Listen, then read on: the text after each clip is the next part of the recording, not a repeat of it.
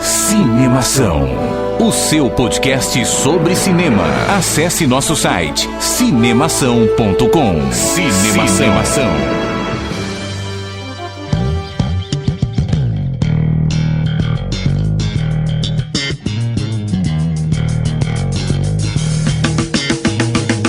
Seja bem-vindo ao podcast Cinemação número 163. Eu sou Rafael Arinelli e hoje vamos falar sobre a profissão que preciso dilatar pupila. Nossa, pegou essa, né? É. Eu não entendi. Efeitos visuais, pupila, entendeu?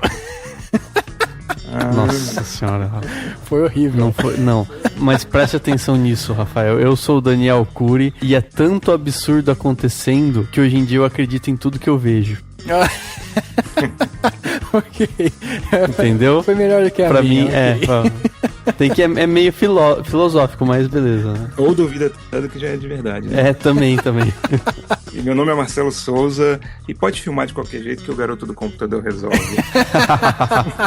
Só que não, né? Essa é a Verdade. mais pura verdade. Tudo se resolve na pós, né? É sempre essa verdade, maldita Sempre verdade. Essa frase ecoa aí há décadas, né? Exatamente. Muito bem, estamos reunidos aqui nesse podcast 163. Chamamos o Marcelo Souza da O2 Filmes, um cara que tem peso no mercado, para vir falar aí com a gente, conversar um pouco sobre essa profissão tão legal e tão bacana que a gente vê, né, no dia a dia, em seriado, em novela, em que mais? Em tudo, Tudo, né? em publicidade, Hoje em dia, tudo, e que tem Publicidade. muito trabalho e às vezes para as pessoas, tipo, tem muito trabalho pra fazer com que as pessoas não sintam o trabalho, né? Exato, é. Porque na maioria das vezes eu imagino que o trabalho de efeito visual é justamente fazer com que as pessoas não lembrem que teve alguém, né? É quase que fez isso. uma arte velada, né? Isso daí. Sim. É uma das categorias, né? Dos efeitos. É, exatamente. Pois é, hoje nós vamos conversar então sobre essa profissão, né, que é um designer, um artista dos efeitos visuais, né? A gente vai conversar sobre isso, como que o mercado hoje no Brasil está dentro dessa área, conversar um pouco sobre os projetos do Marcelo, vamos conhecer o Marcelo também aqui, então vai ser um papo muito bacana. Eu tenho certeza que vai ser muito rico, principalmente aqui pra gente, que não entende bulhunfas de efeitos visuais, né? E que faz tempo que não faz um podcast de profissão, né? Já faz um tempinho. Exato, a galera clama por profissão, né? Muito bem, vamos então conversar sobre a profissão de efeitos visualísticos logo depois do quadro Repercussão. Agora no Cinemação. Eu começo, então. Repercussão. E eu me surpreendi com o filme. Repercutindo o que rolou durante a semana. Repercussão.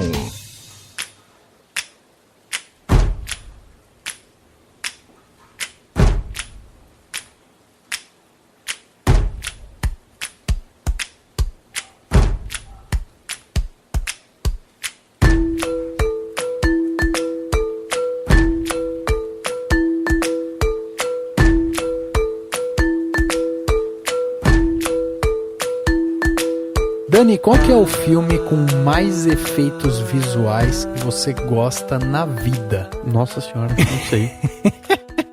Ó, É difícil, hein? é difícil. Até porque ultimamente tem tanto, né, cara? Principalmente hollywoodiano. Na verdade, hoje em dia, qualquer filme tem efeito visual. Isso é fato, verdade, né? é verdade. Mas eu acho que, olha, de efeito visual que eu tô lembrando agora, que eu gosto muito, um pouco mais recente, que é um filme que eu curto muito, assim, o Hugo Cabret. Sim. Do Scorsese. Eu acho ele muito bonito. Claro, ele não é, o foco dele nem é no efeito visual, né? Mas claro que ele tem muita coisa. E eu gosto muito dele. E, cara, clássico fodástico é 2001, Odisseia no Espaço, né? Ah, sim, Tem efeito visual, tem efeito Matrix, especial, né, tem meu? o próprio Matrix, mas eu acho que é a discussão que eu quero ter, né? O que é quando ele envelhece, o que significa, né? Envelhecer o efeito visual. E no caso do Matrix, eles envelheceram um pouco, né? Se você vai assistir hoje, você fala... envelhecer. Ah, ok, eu vejo aí. Mas, claro, teve a sua importância pro momento dele. Vou te falar que o último filme que eu fiquei maluco com um efeito foi Avatar, cara. Quando eu fui assistir o 3D, Nossa, sim. fiquei... Porque junta com 3D, junta com toda a impressão. Assim. Aí eu fiquei maluco com aquilo. Mas é aquela coisa, né?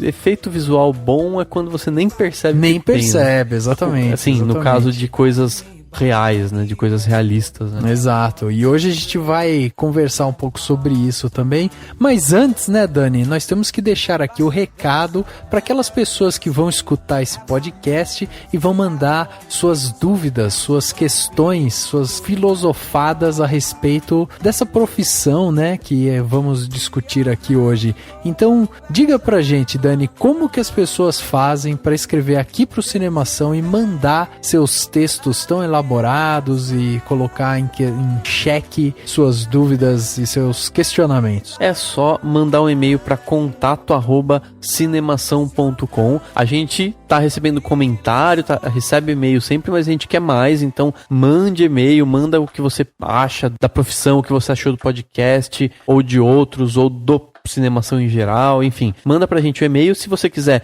pode entrar no facebook.com/cinemação e acompanhar as coisas por lá, as novidades por lá e também comentar por lá. Você pode acompanhar a gente no Twitter, no @cinemação, ou no Instagram, que também é no @cinemação, e ver as novidades e acompanhar e também interagir com a gente pelas redes sociais. Se você quiser ouvir a gente de um jeito um pouquinho diferente da maioria das pessoas que ouve podcast, você pode entrar lá na webradiovagalume.com e acompanhar a gente todas as sextas-feiras às 22 horas, com reprises aos domingos ao meio-dia. O podcast Cinemação vai ao ar na Web Rádio Vagalume também. E claro, não deixe de acompanhar o cinemação.com com muita novidade, notícias e coisa tudo do bom e do melhor, com oportunidade para você comentar onde você quiser, em qualquer postagem que você quiser, em qualquer texto que você quiser, inclusive nos antigos. Então se você estiver lendo alguma coisa meio antiga de alguns anos atrás, a gente vai ver e vai responder do mesmo jeito. E claro, tá ouvindo a gente no SoundCloud ou no iTunes, clica nas estrelinhas para dar nota, clica no curtir, no coraçãozinho do SoundCloud,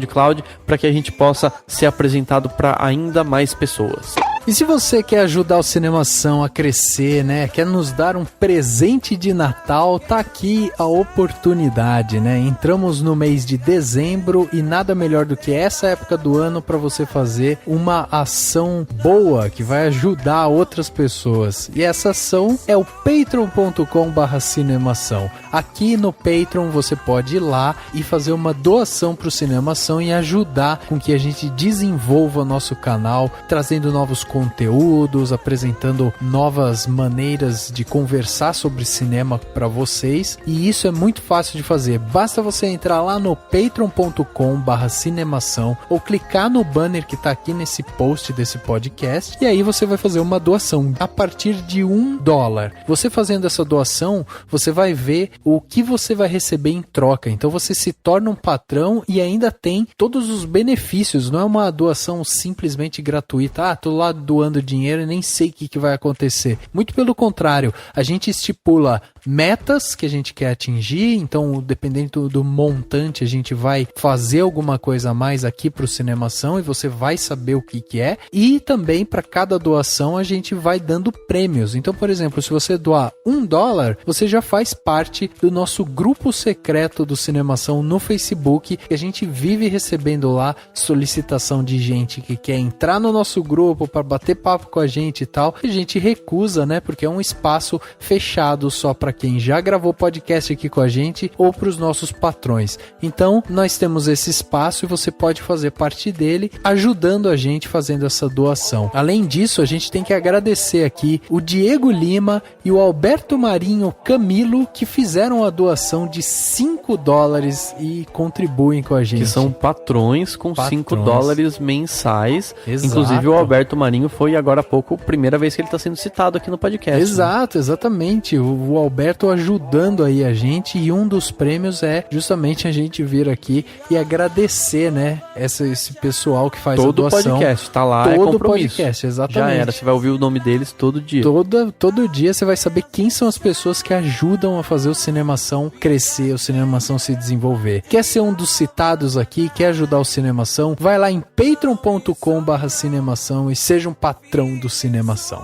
Dani, chegando aqui na parte onde as pessoas saíram dos armários e vieram deixar seus recadinhos aqui sobre a Katniss, o Pita e todo o universo que envolveu Jogos Vorazes, que foi o nosso último podcast, né? Muito bacana, por sinal, com a Larissa, com o Edu, a gente trouxe os dois, fizemos um encontro tão marcado. Um encontro marcante sobre um filme marcante. Exato. Todo mundo até meio bêbado. A gente tava meio bêbado, né? Tipo, sei lá, tava todo mundo achando o bico, Tava né? O tempo todo, inteiro. Exatamente, um podcast muito divertido que a gente fez, falando sobre esse último filme de Jogos Vorazes, e aí a gente recebeu comentários aqui durante a semana sobre esse podcast, né? Sim. Sobre também a crítica, a gente recebeu, foi escrita uma crítica no site do cinemação.com, então a gente recebeu aqui esses vários comentários. Antes disso, antes da gente ler aqui o que o pessoal mandou, acho legal a gente dizer, né, Dani, que a gente tá entrando no último mês agora, né, dezembro, e a gente vai ter aquele break De final de ano aquela merecido. parada, aquele descanso que a gente faz. O último podcast do ano vai ser Star Wars, quer dizer, Sim. vamos fechar o ano com chave de ouro. Sim, vai ser o presente de Natal pra todo mundo, né? Exato, exatamente. E a gente já tá com todos os episódios do podcast já tudo programado, já tá tudo certo pra acabar esse ano, então os próximos já estão agendados, já temos convidados, já tá tudo certinho, tudo pra fechar o ano bem, e a gente vai voltar com o podcast depois do carnaval, né, Dani? Começo de fevereiro. Exatamente. A gente volta só com o em podcast. fevereiro. Em Exato. 2015 a gente voltou logo em janeiro, né?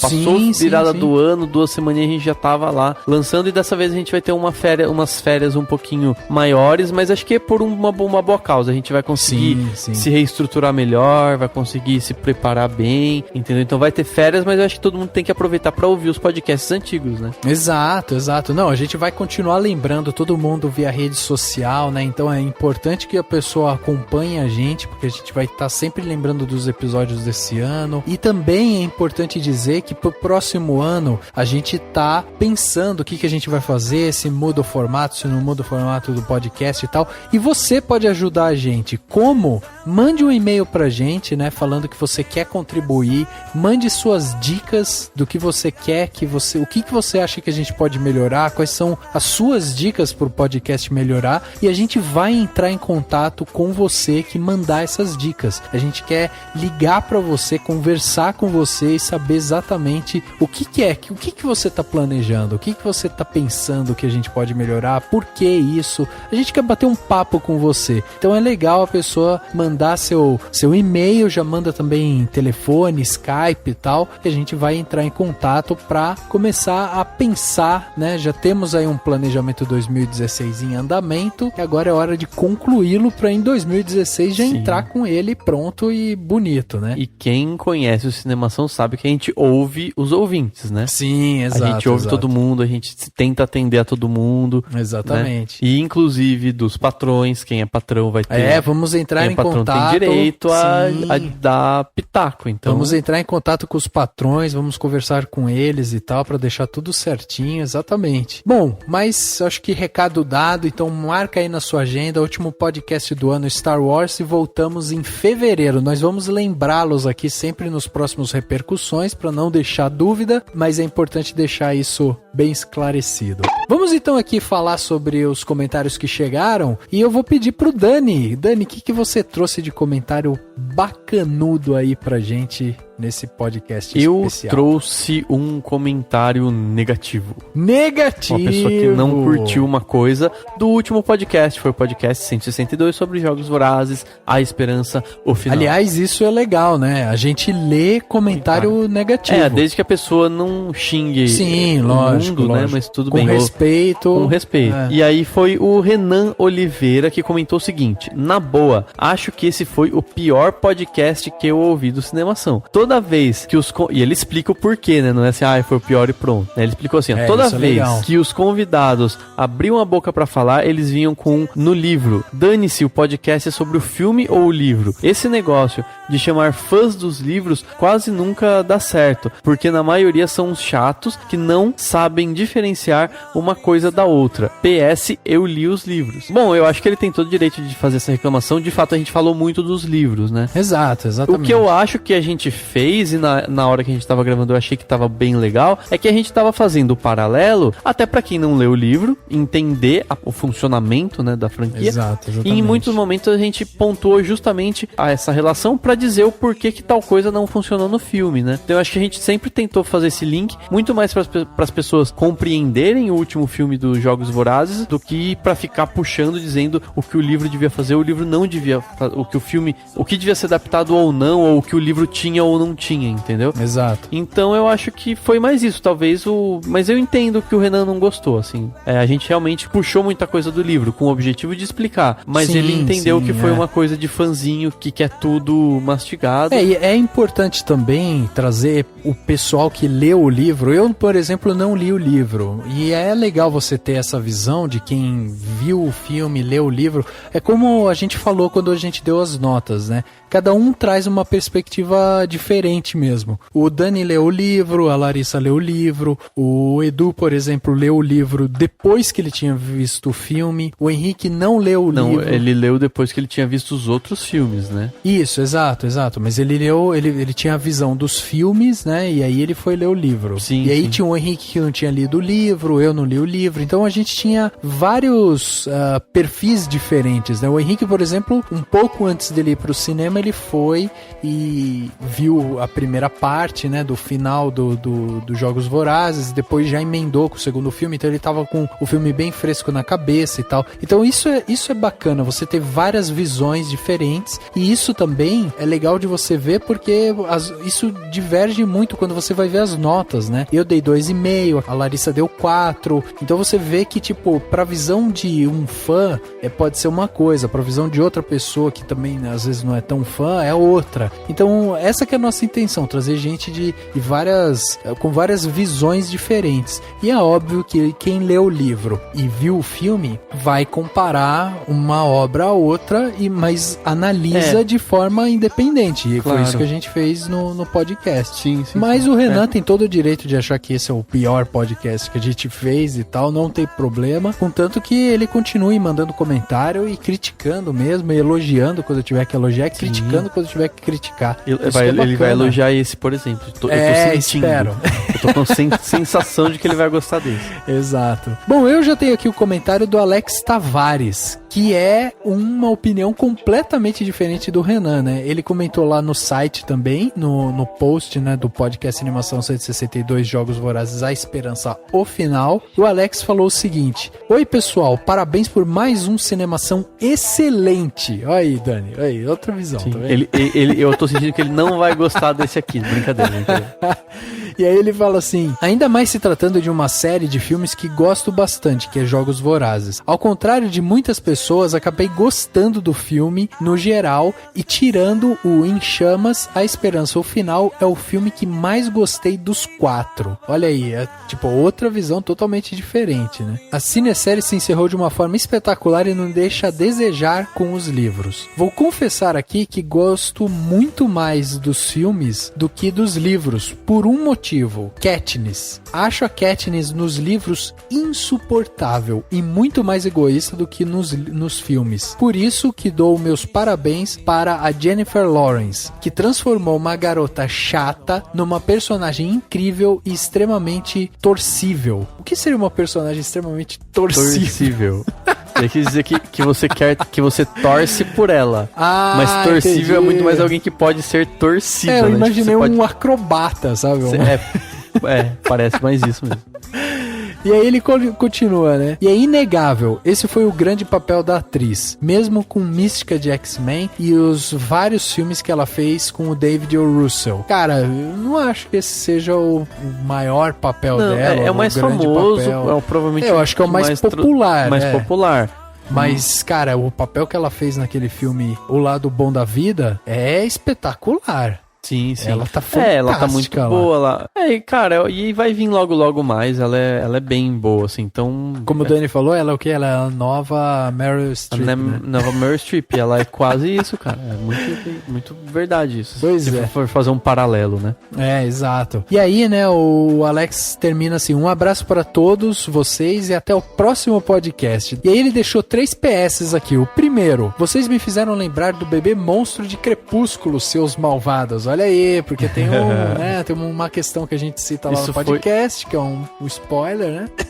E que a gente lembrou do Crepúsculo, mas foi culpa do Henrique e do Edu. Eles que lembraram. Exato, eles que lembraram. E aí ele coloca o PS2 dele. Mais participações da fofa da Larissa, por favor. Olha aí, a Larissa criando mais fãs. Com mais fãs, né? Claro. Se a gente fosse chamar todo mundo que elogia a Larissa pra participar do podcast, ia virar uma multidão, né? E a Larissa falando com todos eles. Verdade, Porque, verdade. cara, é incrível, sempre tem elogios. Ia ser meet and greet da Larissa. É verdade. E PS3, senti falta de alguém cantando sobre a árvore forca. Que é isso? A Hanging Tree, a musiquinha do filme anterior. Que ela canta. Tá, entendi. Só que ele colocou arboriforcar, não entendi porquê, qual que é o objetivo. Eu acho que parece francês agora, como você leu. Ele escreveu assim aqui, mas... Enfim, também, mas tá no outro filme e é uma música legal de ficar ouvindo na internet mesmo. Exato. Acho que foi legal, porque nesse Repercussão a gente conseguiu trazer 2 pontos totalmente diferentes, né? Um do Alex, que é um ponto positivo, e um do Renan, que é um ponto negativo. Ou seja, você vai ter que escutar o podcast pra saber se ele tá bom. E ver o filme antes, porque tem spoiler pra chuchu.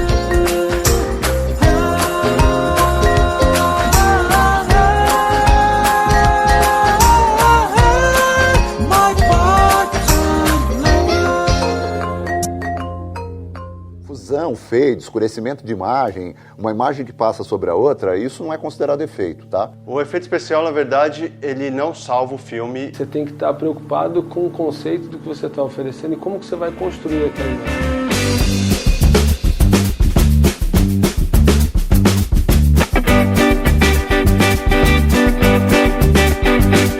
Marcelo Souza, o nosso querido, o que você é? Supervisor de efeitos visuais da O2. É esse que tá lá na sua carteira de trabalho, é isso? Digamos que sim, na minha carteira de trabalho virtual, sim. Marcelo, conta um pouco pra gente como é que você chegou nisso, né? Como que você chegou hoje na O2? Eu sei que você começou lá na TV Manchete, né? Há muito tempo atrás. E aí, até chegar aqui, hoje você tá, né, trabalhando com efeitos visuais também, né? Dentro de várias outras coisas que você faz. Mas como é que começou esse seu interesse pelos efeitos visuais? Cara, acho que foi um pouco o começo de tudo, de várias profissões nessa vida hoje em dia, né? Videogame. É verdade. Foi exatamente com que sua mãe não gosta que você esteja brincando, perdendo tempo ali, horas. Foi com videogame. Foi que me interessou pelo... Assim, eu sempre gostei de desenhar, sempre gostei de quadrinho. Cresci tentando copiar quadrinho de tudo que eu tinha lá em casa, de Marvel. E nessa época não existia, não tinha computador, tinha Atari, tinha essas coisas assim, só que não existia nem a ideia de que um ser humano que fazia aquelas coisas que estavam no jogo, né? Era uma coisa que surgia ali, seu pai comprava pra você e você jogava. Naquela época não conseguia nem conceber essa ideia, né, de que aquilo ali poderia ser uma forma de emprego ou de arte, até porque os gráficos eram muito simplificados, né? É verdade, é verdade. E aí, tipo, com o passar do tempo, eu continuei gostando de desenhar, segui minha vida, fiz curso de técnica eletrônica, porque tinha que ter alguma profissão, né, segundo minha mãe, tinha que ter alguma profissão, não podia ser só desenhista não é profissão, tipo músico, né? Exatamente. E aí, um belo dia, eu fiz um curso de informática na escola, comecei a programar, conheci Basic, aí descobri que eu conseguia desenhar com programação. E aí eu fiquei maluco, né? Porque eu falei, putz, tudo que eu gosto de fazer, tudo que eu sempre fiz até hoje, eu posso juntar com esse negócio que é muito legal, que é computador, né? Que é uma coisa parecida com videogame, posso fazer gráficos parecidos com videogame, com jogos que eu jogava, né? Legal. E aí fiquei maluco com isso e comecei a estudar muito isso nesse sentido de tipo querer unir o desenho, né? Era uma coisa tradicional com informática, com computação e um pouco com eletrônica até que eu já estava me abrindo um pouco de interesse para programação, para essas coisas assim. E aí eu misturei tudo, né? Eu vi que o computador era uma forma de poder misturar tudo que eu gostava num lugar só, não precisava abdicar de uma ou de outra coisa para estudar. Então eu estudava tudo de uma vez só. É engraçado porque nessa época você poderia ter, assim, caído um pouco mais pro lado de web design, né? Porque era como você começou, inclusive, com a parte de programação e tal, e nessa época começa começa a ter um crescente da Sim, internet, né, inclusive. Quando a internet começou, eu já tinha 4 anos de carreira profissional já. Entendi, sim. Então já tava embalado na carreira, não ia mudar. Eu até cheguei a estudar Flash no começo, quando o Flash surgiu, comecei a estudar Flash. Fiz todos os meus sites, os primeiros sites, a 3D Online, que é um site que até hoje em dia tem gente que conhece, até o e-mail que eu uso até hoje em dia é da 3D Online, eu mantenho o domínio.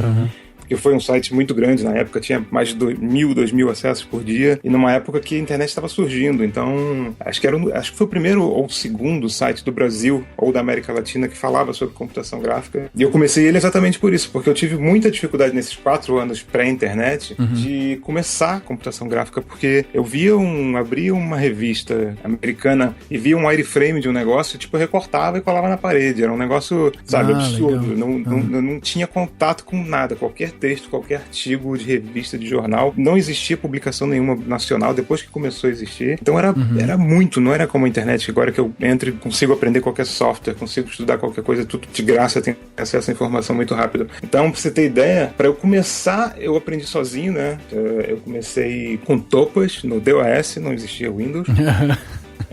Eu comecei com Topaz, num software que tinha 700K. O software que foi feito Cassiopeia até, que é um filme bem antigo já, de 95, eu comecei lá por 94. Eu comecei com Topaz no DOS, pra você ter ideia. Falei, putz, e agora? Eu tô aprendendo isso daqui, mas eu não tenho onde aplicar isso, eu não tenho o que fazer com isso, eu não tenho como dar saída do que eu faço, eu não tenho com quem conversar. E aí surgiu, eu vi uma notícia, eu frequentava muito um lugar que chamava Fundição Progresso, no Rio de Janeiro, que eu sou carioca, e lá surgiu um panfleto lá, eles tinham cursos culturais, artísticos lá, surgiu um panfleto lá de que um cara da Globo ia dar um curso. Naquela época, você falar com uma pessoa da Globo que trabalhava com computação gráfica era quase que você ter um contato imediato de terceiro grau, assim. meio que a mesma coisa.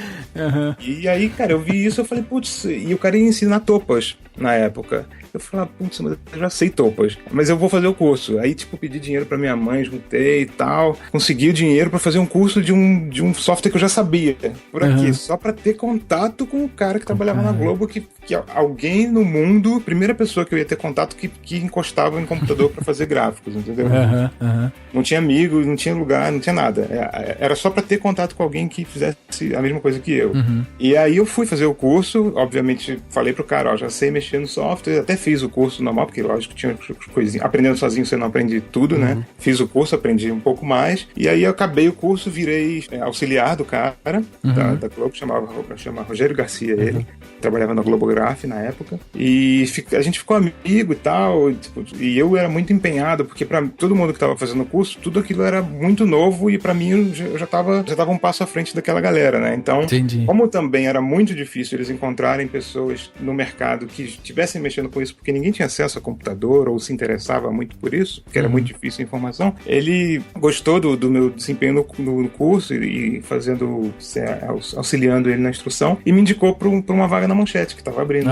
Legal. Aí foi meio que assim, foi meio que no acidente, entendeu? Ele me indicou, eu fui e fiquei lá. Eu entrei pra fazer um estágio de 3 meses, a mesma coisa. Entrei lá, já sabia mais do que o cara que tava trabalhando lá. Sim. E o mais legal é que na época eu tava estudando Topaz, mas eu já sabia tudo que eu queria de Topaz em casa, e eu já comecei a estudar 3D Studio. Entendi. E era um software que tava acabando de ser lançado. Tipo, ele tava chegando, mesmo quem trabalhava dentro das TVs, todo mundo era expert em Topaz. Ninguém tinha encostado no 3D Studio. E eu já entrei na Manchete sabendo 3D Studio. Assim, já, tipo, o básico, já sabendo me virar. E eles estavam adquirindo o 3D Studio pra usar em produção. Caramba. Então eu entrei, tipo, sabe, na hora certa, no lugar certo. Porque eu já entrei meio que estagiário, mas eu sabia já mexer num software que a galera lá de dentro não sabia. Entendi. Então isso acelerou bastante o meu processo. Eu entrei pra ficar de estágio 3 meses ou 6 meses, eu fiquei 1 mês e no mês seguinte já me contrataram. Fiquei lá 2 anos, e aí depois TV é uma loucura, né, cara? Eu trabalhava na parte de jornalismo e na Manchete inteira, naquela época de Cavaleiros do Zodíaco, tudo aquilo lá. Sim. A Manchete inteira tinham 3 pessoas, somente 3 pessoas que cuidavam de toda a computação gráfica da Manchete. Eu era uma das pessoas. Mas aí você ficava responsável pelo quê? Pelas vinhetas, os letterings? Caiu um avião, vai lá, Marcelo, fazer a arte do avião caindo, fazer o mapa, fazer bolinha no mapa. A enchente, vai lá. Abertura da novela nova, vai lá. Pantanal, não sei o que, vinheta de fim de ano, vai lá. Entendi. Então, era tudo, simplesmente tudo. Lettering de jornal, assim, barra de caractere, vai lá, fazer lá, sabe? Copa do Mundo, vai lá, fazer carnaval, tudo, faz também. Tudo. Então era muita pauleira. O que foi, eu não aguentei muito tempo, lógico. Fiquei 2 anos lá e falei, não dá mais. Você aguentou muito tempo. Já até aguentei muito tempo. Mas, tipo, foi ótimo, porque eu aprendi na porrada, entendeu? Lógico. Jogaram um monte de responsabilidade no colo e eu consegui entregar o que me pediu e até, assim, desenvolvi. Eu trabalhava com o diretor de arte de lá, com o Michel Frey na época, que hoje em dia acho que tá na Record ou no SBT. Era muito legal, porque era um diretor de arte que era muito empolgado com computação gráfica, então a gente começava a criar juntos. Então, eu fazia o que eu gostava, porque eu gostava de criar, não só de executar. Então, trazia ideias novas, de vinhetas, dava ideias, muita coisa. Eu discutia até com o pessoal que vendia e comprava as séries japonesas. Fiz um monte de vinheta de Shurato, de Cavaleiro do Zodíaco pra Manchete, tipo, que algumas eram ideias minhas, algumas eram ideias do diretor de arte. Era um processo bem legal, apesar de você não tinha tempo pra nada. Você tinha que pensar de hoje pra amanhã numa vinheta pra novela que vai ficar o ano inteiro no ar, entendeu? Entendi.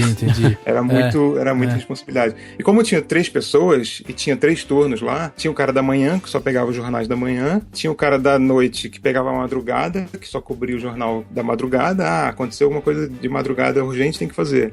E tinha eu, que ficava no meio do dia inteiro. De 8 da manhã às 5, 6 da tarde, eu pegava toda a naba de toda a produção da Manchete, entendeu? Entendi. Agora deixa eu fazer um link maluco aqui, mas vamos ver se tem algum sentido isso que eu vou falar. Sim. Você começou essa história falando justamente da sua paixão pelo videogame e tal, e que isso te levou a estudar. E aí me veio à mente um livro que eu tô lendo agora que chama Criatividade S.A. Também tô lendo. Que é escrito pelo Ed Catmull, né? Então, eu achei muito interessante porque em todo o processo ele fala muito, ele tem essa paixão pela tecnologia de um lado, mas ele também tá amarrado muito a querer apresentar essa tecnologia com o fundo da história, né? Ele precisa ter uma história amarrada àquilo e ele se esforça até ele conseguir conectar as duas coisas. O fato de você estar apaixonado pelo videogame e tal, é óbvio que você via muito a parte artística, mas ele também tinha uma história por trás, né? E aí, quando você tá lá na TV Manchete fazendo lettering ou até fazendo as vinhetas e tal, tinha alguma coisa em você que já pulsava nesse sentido de, putz, eu queria aplicar isso numa história, linkar as duas coisas, né? Esses efeitos todos que eu pratico aqui, eu queria transformar isso numa coisa um pouco maior. Tinha alguma coisa nesse sentido ou não? Nessa época ainda não, assim, porque eu, como estava começando, apesar de eu dar muito valor à parte artística, pra mim a parte técnica era toda muito deslumbrante, assim, sabe? Entendi. Tudo era novo, não era corriqueiro você ter um computador em casa e você fazer gráficos com o computador. Então você vê uma bola de metal na tela do seu computador renderizada, você ficava horas olhando para aquilo nessa época. Você ficava maravilhado, entendeu? Hoje em dia, você vê um dragão cuspindo fogo, você fala, legalzinho, tá meio tosco. Tipo... Exato. Não é a mesma coisa, então não tinha essa banalização. Então acho que esse pensamento de contar histórias com aquela ferramenta é uma coisa que era para uma pessoa que já tinha um background tipo Ed, sabe? Entendi. Um background de que já estava contando histórias com outro meio e que viu na tecnologia uma maneira de também contar histórias usando a tecnologia. Eu, como primeiro contato meu com o mundo profissional foi a computação gráfica, eu fazia o feijão com arroz mesmo no começo, fazia o que me mantinha e eu estava feliz com isso. Hoje em dia eu faço também, de vez em quando tem que fazer umas coisas mais simples desse tipo, mas não é mais o que me move. Hoje em dia não, já faz bastante tempo, eu já vi que computação gráfica é um meio bem interessante para se contar histórias, né? Sim, não, exatamente. Uma coisa que eu ia comentar, Marcelo, também, você estava comentando de quando você chegou, né, como estagiário e você sabia mais do que todo mundo praticamente. Eu imagino que isso seja comum em várias áreas que envolvam tecnologia, mas acontece hoje em dia de chegar pra trabalhar um moleque de 18 anos que manja mais do que todo mundo porque surge um software que ele tá entendendo de tudo, ou porque por conta dessa rapidez com que chega, com que muda a tecnologia, com que troca de muita coisa, ou você acha que não, que a experiência fala mais alto hoje por conta de ter essa experiência de contar história e tudo mais. Como que você vê essa questão de mudar muito a tecnologia, né, de softwares e tal? Isso é uma pergunta até interessante, porque ao mesmo tempo que tudo ficou mais fácil hoje em dia, tudo ficou mais banal. Então, por ser banal, as pessoas dão menos valor. Então, tem muita molecada que aprende, sei lá, eu quero começar na computação gráfica hoje, e o cara na mesma semana tá tentando modelar um dragão, entendeu? Tentando modelar um orc. Ele pode até conseguir modelar um orc, daqui a um mês ele pode estar modelando orc, daqui a um ano ele pode ser um expert em modelar orc, mas ele não aprendeu milhares de coisas que eu tive que aprender pra chegar hoje em dia e modelar um orc, entendeu?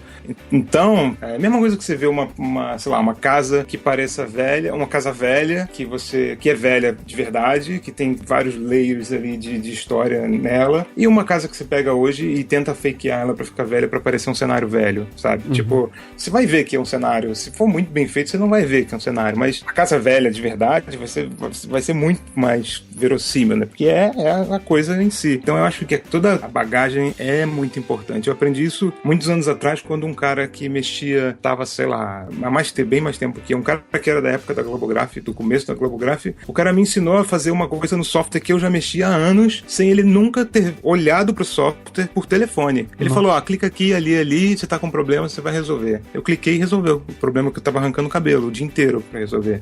É incrível, Nesse dia eu pensei, puta, o cara tem experiência, o cara sabe como o negócio funciona de dentro pra fora, não é igual a mim ou a molecada de hoje, que às vezes faz só meio que, sabe, vou fazer isso aqui porque isso aqui fica bonito e funciona. Ele não passou, não passou por... Não tem as camadas de conhecimento ali que fazem ele destrinchar aqueles... Não só o software, né? Porque é isso que eu te falei, independe do software. Se o cara sabe o cerne do negócio, como funciona, ele faz o que ele faz em qualquer software. Que entra acho que a questão da teoria, né? Que às vezes muita gente hoje em dia não dá valor, mas que é importante justamente porque te dá a base pra tudo, né? Assim, de imagem, de arte, de tudo, né? Assim. Sim, total. Tanto que eu tenho 17 anos de profissão e, por exemplo, eu só fui comprar uma máquina fotográfica, uma DSLR, sei lá, fazem 7 anos, sabe? Eu passei 10 anos da minha vida, da minha carreira de computação gráfica, trabalhando com imagem sem saber como uma lente funciona, sem saber como um ISO funciona, um f-stop. Isso é absurdo.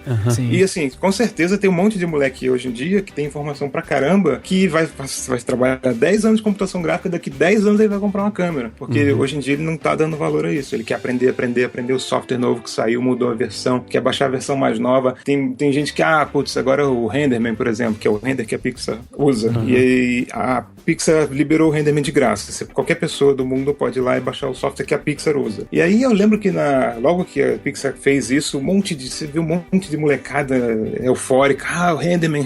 Cara, você pode baixar o Renderman, seu trabalho não é o trabalho da Pixar, você não é a Pixar. Você não é 200 pessoas trabalhando num longa. Você pode ficar feliz que você vai baixar o Renderman e vai aprender o Renderman, mas sabe, tem muita gente que tem a ilusão de que é o que a Pixar usa, então é o melhor do mundo, então eu vou fazer o melhor trabalho do mundo. Não Até é porque isso. Se fosse permitir isso, só o software, a Pixar não ia liberar o software. Sim. É a mesma coisa que as pessoas falam. Hoje em dia tem muita dessa galera nova é muito insegura, porque eles querem mostrar que eles são bons e são bons no software. E aí, se sai algum software, sei lá, o cara faz luz, por exemplo. Eu trabalho bastante com iluminação. Só que eu trabalho com iluminação desde a época que eu tinha que demorar uma semana pra fazer uma luz ficar bonita numa cena. Hoje em dia, eu faço isso em 5 minutos, sabe? E assim, não é porque eu faço em 5 minutos que o conhecimento que eu tenho é menos importante. E pra essa galera que faz em 5 minutos hoje em dia, eles ficam com medo. Eles falam assim, putz, agora tá ficando fácil fazer luz, qualquer um faz luz, vou perder meu emprego. Cara, não vai perder seu emprego, cara. Se você perder seu emprego, você não tem competência pra fazer um negócio, uma luz bonita. Exatamente. Porque senão o pintor perderia o emprego pro fotógrafo. O fotógrafo vai ali e tira a foto, né? Qual a diferença? Porque a foto é muito melhor, muito mais bonita, muito mais nítida. Você megapixel, dá zoom na pintura, né? Fica lá cheio de pincelada estranha. Você tem que apoiar o seu valor, não no que o software te dá. Você tem que apoiar o seu valor no que você consegue somar pro resultado da imagem. Exato. Sim. Tem até aquele ditado, né, que fala, eu nem sei direito se é um ditado, mas é aquela historinha que fala que chamam um cara pra apertar um parafuso, e aí o cara olha e fala, tá, pra apertar ali o parafuso vai custar, tipo, R$1.000. O cara, como R$1.000? Aí o cara pega e fala, eu sei qual parafuso tem que apertar pra fazer esse negócio funcionar. a experiência, né? Que tá ali por trás. Não, né? aí uma coisa que mata já de cara esse argumento, você pega 10 câmeras, a melhor possível, e dá pra 10 pessoas. Você vai ver que essas 10 pessoas vão tirar 10 tipos, vão tirar centenas de fotos diferentes entre elas, do mesmo objeto. Exato. E com certeza vai ter fotos que vão ser mais legais do que outras fotos, com o mesmo equipamento, sabe? Seria o mesmo software. Então, o que vai diferenciar ali é o olhar do cara, como é que o cara vai explorar aquilo que ele tá, a quantidade de recursos que ele tem pra trabalhar. Então, isso, se as pessoas pararem de se apoiar no software, pararem de se apoiar, eu sei isso, eu sei aquilo, fiz 10 cursos, fiz 15 cursos, não vai levar a lugar nenhum, se a pessoa não tiver essa consciência de que o que ela aprendeu e o que ela consegue fazer com o que ela aprendeu, né? E com o que ela consegue se diferenciar, com que história que ela consegue contar com o que ela aprendeu, né? Você deve estar chamando de efeitos práticos, a gente chama de efeitos de cena, né? Efeitos mecânicos, efeitos que são realizados na própria cena, né? Por exemplo, como uma explosão, fogo, esse tipo de coisa. A gente trabalha muito junto com o pessoal de efeito visual, efeito especial, né? Que é a diferença. O efeito especial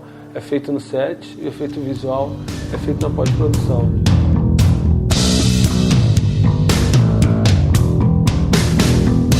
E aí me diz uma coisa, Marcelo, como que você deu esse pulo de um cara que tava ali na TV Manchete fazendo isso pra de repente você, começar a trabalhar nas produções, nessa parte de efeitos cinema mesmo, cinema, como que se deu essa transição? Cara, eu vou te falar que assim, foi meio semi-planejado, assim. Ah, legal. Eu não tinha muita noção do que era o mercado, mas eu tinha noção de que eu não queria mais trabalhar em TV, porque eu já tinha aprendido tudo que eu precisava aprender, já tinha toda a pauleira que eu precisava passar, já tinha passado. O emprego que eu tinha não estava somando mais pra minha carreira. Eu ia ficar ali o resto da vida fazendo o que eu faço todo dia, ia virar feijão com arroz e eu não ia evoluir. E aí eu parei e pensei, putz, eu preciso trabalhar em outra coisa. O que tem de legal e criativo sendo feito usando essa ferramenta? Aí já era 98, esse tipo de ferramenta. Já tinha rolado Toy Story, já tinha rolado essas coisas. E aí eu comecei a ver mais a área de publicidade. Falei, putz, tá aí, eu só tive experiência até hoje em televisão, queria trabalhar em publicidade, que eu sei que tem um pouquinho mais de prazo as coisas, não é de um dia pro outro. Geralmente tem direção de arte envolvida, sabe? Tem agência, tem gente pensando na coisa, não é aqui que chegam, jogam no seu colo, faz aí, vambora. Então, eu sabia que trabalhando em publicidade eu poderia desenvolver um pouco mais esse lado que eu não tinha, que era um lado só. Eu tinha a velocidade da TV, mas eu não tinha o senso crítico e o refinamento de trabalhar para um cliente de publicidade, para um cliente grande, um anunciante, sabe? Então, comecei a procurar produtoras, como eu morava no Rio, na época a maior produtora que tinha no Rio, acho que era Intervalo Produções, era concorrente da Vetor Zero, daqui de São Paulo, que existe até hoje. A Intervalo não existe mais. E aí eu mandei meu portfólio pra Intervalo, fui lá, fiz uma entrevista também, foi meio que parecido com a Manchete. Eu já mexia bastante na época já era o 3D Studio Max, não era mais o 3ds Max, que ele já tinha passado pra Windows, eu já mexia bastante nele em casa. Essa produtora usava um pouquinho de Alias, tinha bastante Silicon Graphics, mas eles também queriam começar a mexer com o 3D Studio Max pra agilizar a coisa de publicidade, né? O Alias era fantástico, mas não era um software tão ágil para publicidade, e eu já sabia bastante, sabia mais do que quem estava lá dentro. Eles estavam meio que começando. Mesmo caso da Manchete, me contrataram meio que nessa pegada de o cara já sabe.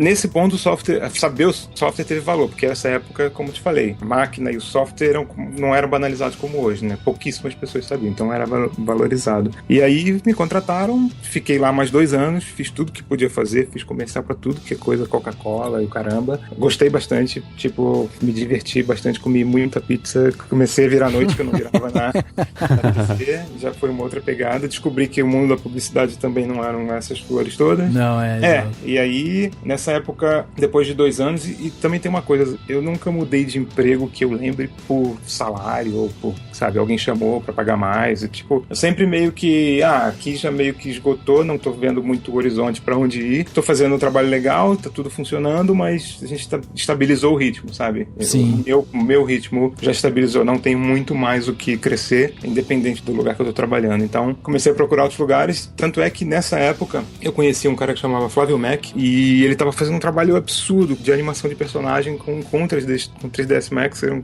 poucas pessoas que também usavam 3ds Max, e ele já fazia um trabalho, que me caiu o queixo, assim, sabe? Um cara no Brasil fazendo um trabalho de animação de personagem em 3D, mesmo eu já tá trabalhando 4 anos no mercado com isso, eu não via gente fazendo isso no Brasil e, tipo, muito menos em casa. Você mesmo não fazia essa parte, essa parte de modelagem, criação de personagem e tal? Você não fazia, mas animação, eu nunca tinha investido muito em animação, porque a TV não exigia e a publicidade já tinha. Nessa época não se fazia animação. Hoje em dia já é difícil fazer animação de personagens no Brasil, imagina em 98. Era uma coisa muito, muito rara. Mas eu imagino que até por esse velho histórico seu aí com videogame e tal, era um troço que te chamava muito a atenção, né? Sim, não, total. E aí eu vi o trabalho dele, eu nem lembro, acho que ele postou na 3D Online, acho que eu já tinha 3D Online na época. Isso foi legal, porque eu fiz a 3D Online, eu criei esse site 3D Online, exatamente pra ter contato com outros, falar, putz, e aí, quem que tá fazendo a mesma coisa que eu faço no Brasil? E aí comecei a conhecer um monte de gente, vários deles são amigos meus até hoje. O Flávio, ele foi um dos sócios da Sigus Fly, um dos fundadores. E aí eu fui conhecer o Flávio, ele tava trabalhando numa produtora que era ele, fazia 3D, um outro cara fazia After Effects, no Quinto dos Infernos, lá no Recreio dos Bandeirantes, no Rio de Janeiro, longe pra caramba, numa salinha que cabia 3 pessoas. E eu trabalhava na maior produtora do Rio de Janeiro, na Intervalo. E aí ele veio me pedir emprego. Ele falou, putz, aí tem vaga aí, vamos... Todo mundo admirava o trabalho do Intervalo, né? E aí ele me pediu emprego e eu pedi emprego pra ele. Eu falei, cara, não, eu quero trabalhar com você, mas tipo, lá já esgotou o que eu poderia fazer. Vamos trabalhar junto aqui, que a gente pode crescer. E aí foi isso. Ele me chamou pra lá, eu entrei nessa Twister, chamava Twister, a produtora. Era uma produtora minúscula. E aí, um ano depois, a produtora já foi de 2 para 15 pessoas, a gente cresceu bastante, mudou de lugar, foi para Ipanema. Caramba, cresceu, legal. O Flávio saiu, foi para Sigus Fly, e eu fiquei lá, mas lá acho que eu fiquei bastante tempo, lá acho que eu fiquei uns 4, 5 anos. E era publicidade, só que assim, na Twister o trabalho já era um pouco mais diversificado, porque eles faziam muito trabalho para Globo, eu cheguei a fazer, fiz abertura de tela quente, sabe, tive contato com o Randy Donner, então para mim ele já era tipo o supra-sumo da computação gráfica do Brasil. Eu já estava entrando em contato com os profissionais, com as pessoas que ia na Globo direto fazer visita, ia na Globograph, fazia reunião com o Hans Donner. Então, sabe, para quem começou com computação gráfica há 4 anos, 5 anos atrás, para mim ali já era tipo o auge. Exato. E aí você começou também a ter um pouco mais desse contato com a parte de animação mesmo, com a criação de personagens e tal? Sim, também. Legal. Apesar de ser uma coisa bastante difícil na época, por trabalhar agora numa produtora que fazia coisas pra TV também, só que a Globo fazia algumas coisas com a Twister que eram projetos especiais, sabe? Tem que fazer uma abertura de um programa da Tela Quente, que era um programa importante da casa, a gente ajudava a criar, a gente ia junto, então às vezes surgiam personagens, a gente tinha bastante liberdade por ser uma produtora ainda pequena, e a gente tá meio que construindo a produtora junto, crescendo junto, né? A gente tinha muita liberdade de testar coisas, de fazer curtinha, e testar coisas que a gente, mesmo que não eram pra cliente, coisas próprias, então foi um lugar bastante legal de trabalhar, assim, a Twister no sentido de liberdade criativa, sabe? Eu acho interessante, né, porque hoje eu vejo muitos canais, principalmente no YouTube, às vezes de produtora, de animação, que os caras usam o seu canal no YouTube pra testar realmente modelos, criação, técnicas novas e tal, né? Sim, e aí o cara começa a desenvolver isso e hoje é mais fácil, porque o cara valida a ideia dele, né? Ele cria um negócio, coloca lá, se a galera curtir e tal, acaba sendo um propulsor ali pra ele conseguir crescer no mercado, né? Sim, não, e nessa época você não tinha muito disso, era uma coisa meio que testar também na escura, né? Sim, com certeza. Não, e a maioria das vezes a gente está sendo guiado pelo mercado, né? E o mercado nem sempre é exigente e nem sempre consegue exigir no nível de dar ferramentas pra gente, como ter prazo ou orçamento pra gente conseguir fazer o que eles querem. Então, você acaba ficando um cão a correr atrás do rabo, sabe? O mercado não consegue exigir, sei lá, vamos fazer um personagem, vamos ousar, vamos vender pra esse cliente um negócio muito maior, mas não vamos, porque não tem prazo, não tem dinheiro, o cliente não sabe o que é isso, acha que vai ficar estranho, não confia, sabe? Então, é meio que a gente sofre um pouco com esse problema. A gente é meio que guiado, sei lá, pelas agências, pelos diretores de criação, e muita gente que não tem conhecimento de computação gráfica, do que é possível, do que não é possível. Então, criam as ideias, tem as ideias meio que a parte do que se pode fazer ou não, meio que além da realidade, e depois cai na realidade, bate na produtora, vê que o prazo que o cara pensou para aquilo não dá, e às vezes o cara quer fazer de qualquer jeito, e fica ruim, e aí se ficar ruim a próxima vez ele não vai fazer de novo, e aí a gente que errou, faltou, a gente não fez direito, então vira uma bola de neve. Então, o mercado no Brasil tem muito esse problema, assim, como a gente não tem uma indústria cinematográfica forte, que faz as produtoras serem mais exigidas, não adianta ser exigido e não ter prazo e verba, né? Exato. Tem que ser exigido, mas te dá prazo pra você fazer e te dá dinheiro pra você pagar os profissionais. Então, como a gente não tem esse histórico de produção cinematográfica que exige efeitos especiais, é bem difícil você vender isso. Você vê comerciais com grandes efeitos especiais ou até com muitos personagens, porque lá fora funciona porque o mercado todo de cinema andou pra isso e a da TV só acompanha, né? Exato. Como que você vê essa evolução? Porque eu imagino que hoje esteja interessante, né? O mercado de cinema. Imagino que o cinema ele tem um prazo maior ou verba, ou você acha que não? Cada um tem seus problemas, assim, em relação a... Tem. Cinema, verba não digo tanto, assim. Verba é difícil ainda no Brasil. Mas prazo tem. Prazo, às vezes, não dá pra reclamar. A gente consegue fazer bastante coisa, efeitos complicados que o prazo permitiu. Mas, assim, acontece, eu até já falei isso em outros podcasts, é que a gente tem ainda, como o cinema novo, é realmente novo, né? As pessoas que estão ressurgindo com o cinema, as pessoas um pouco mais novas, entendem um pouco mais e conseguem comprar mais a tecnologia como uma ferramenta de auxílio na filmagem, como produção, né? Tanto é que a gente é chamado de post-production, até lá fora é chamado de post-production, mas esse é um termo meio velho já, é um termo meio que da época do Star Wars, assim. A gente não é mais post-production, a gente é production. A gente produz, a gente abre uma câmera no 3D, a gente faz um carro realista que, sabe, a tiazinha em casa vai ver lá, pode ser que um cara profissional de 3D, olha, ali tem um brilhinho que não tá, você acha que isso aí é CG. Mas, sabe, a gente consegue fazer um produto, a gente consegue fazer pack shots, sabe? Você vê milhões de pôsteres espalhados por aí, garrafa de Coca-Cola, pack shot de produto, que nenhum deles existe, não são fotos mais.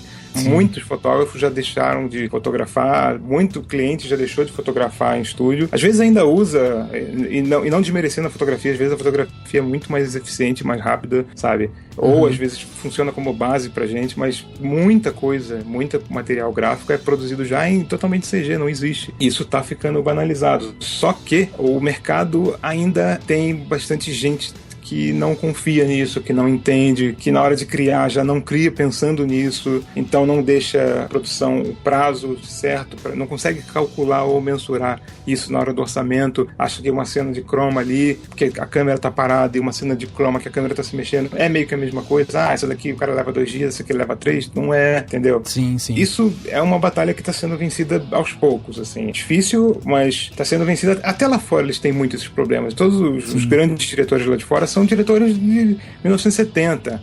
São pessoas que não, sabe, apesar de terem mais abertura e ter mais contato, tipo, na faculdade os caras têm contato com computação gráfica, aprendem como funciona, desenho, arte, muito mais do que aqui, ainda tem esse não é um ranço, mas é, sabe, que esses caras vão vir aqui atrapalhar meu filme, botar ponto de tracking, botar fundo verde, o fotógrafo reclama, porque é uma forma diferente de trabalhar. E às vezes, e é bem difícil você convencer de que você tá ali pra trabalhar junto, não pra roubar o trabalho de ninguém, sabe? Sim. Aliás, tem um ponto que eu acho muito interessante nesse livro do Ed Catmull, que ele fala exatamente do canal aberto que eles tiveram que criar com o pessoal de hardware mesmo, né? De hardware e software. Porque como a Pixar tem no seu cerne essa criação de software, né? Essa parte de desenvolvimento mesmo da tecnologia, não só da parte da história, tem um momento que ele fala isso mesmo, que assim, a equipe de software, eles têm canal aberto para ir até os desenvolvedores, os diretores dos filmes, para sentar com o cara para entender o que eles estão precisando ali, e aí eles vão adaptando o software que esses caras usam para melhor atender eles na hora do desenvolvimento do filme. Então um negócio que às vezes você pode achar que,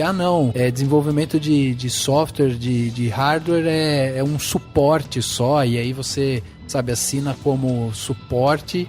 Na verdade não, é uma via de mão dupla, né? Os dois têm que caminhar juntos ali para atender a necessidade do diretor e ao mesmo tempo fazer com que aquilo funcione de forma efetiva mesmo, né? Não, total. E até falando desse livro de novo, eu também tô lendo Criatividade, fala daquela coisa da mesa redonda e da mesa quadrada, né? Exato. Eles mandaram trocar a mesa de reunião principal deles, que eles discutiam sobre os filmes, era quadrada, e aí todo mundo que era mais próximo ao diretor, tipo o assistente de direção, o criativo, o diretor de arte, ficava todo mundo ali pertinho do diretor, e quem tinha as ideias compradas, né, ou vendidas.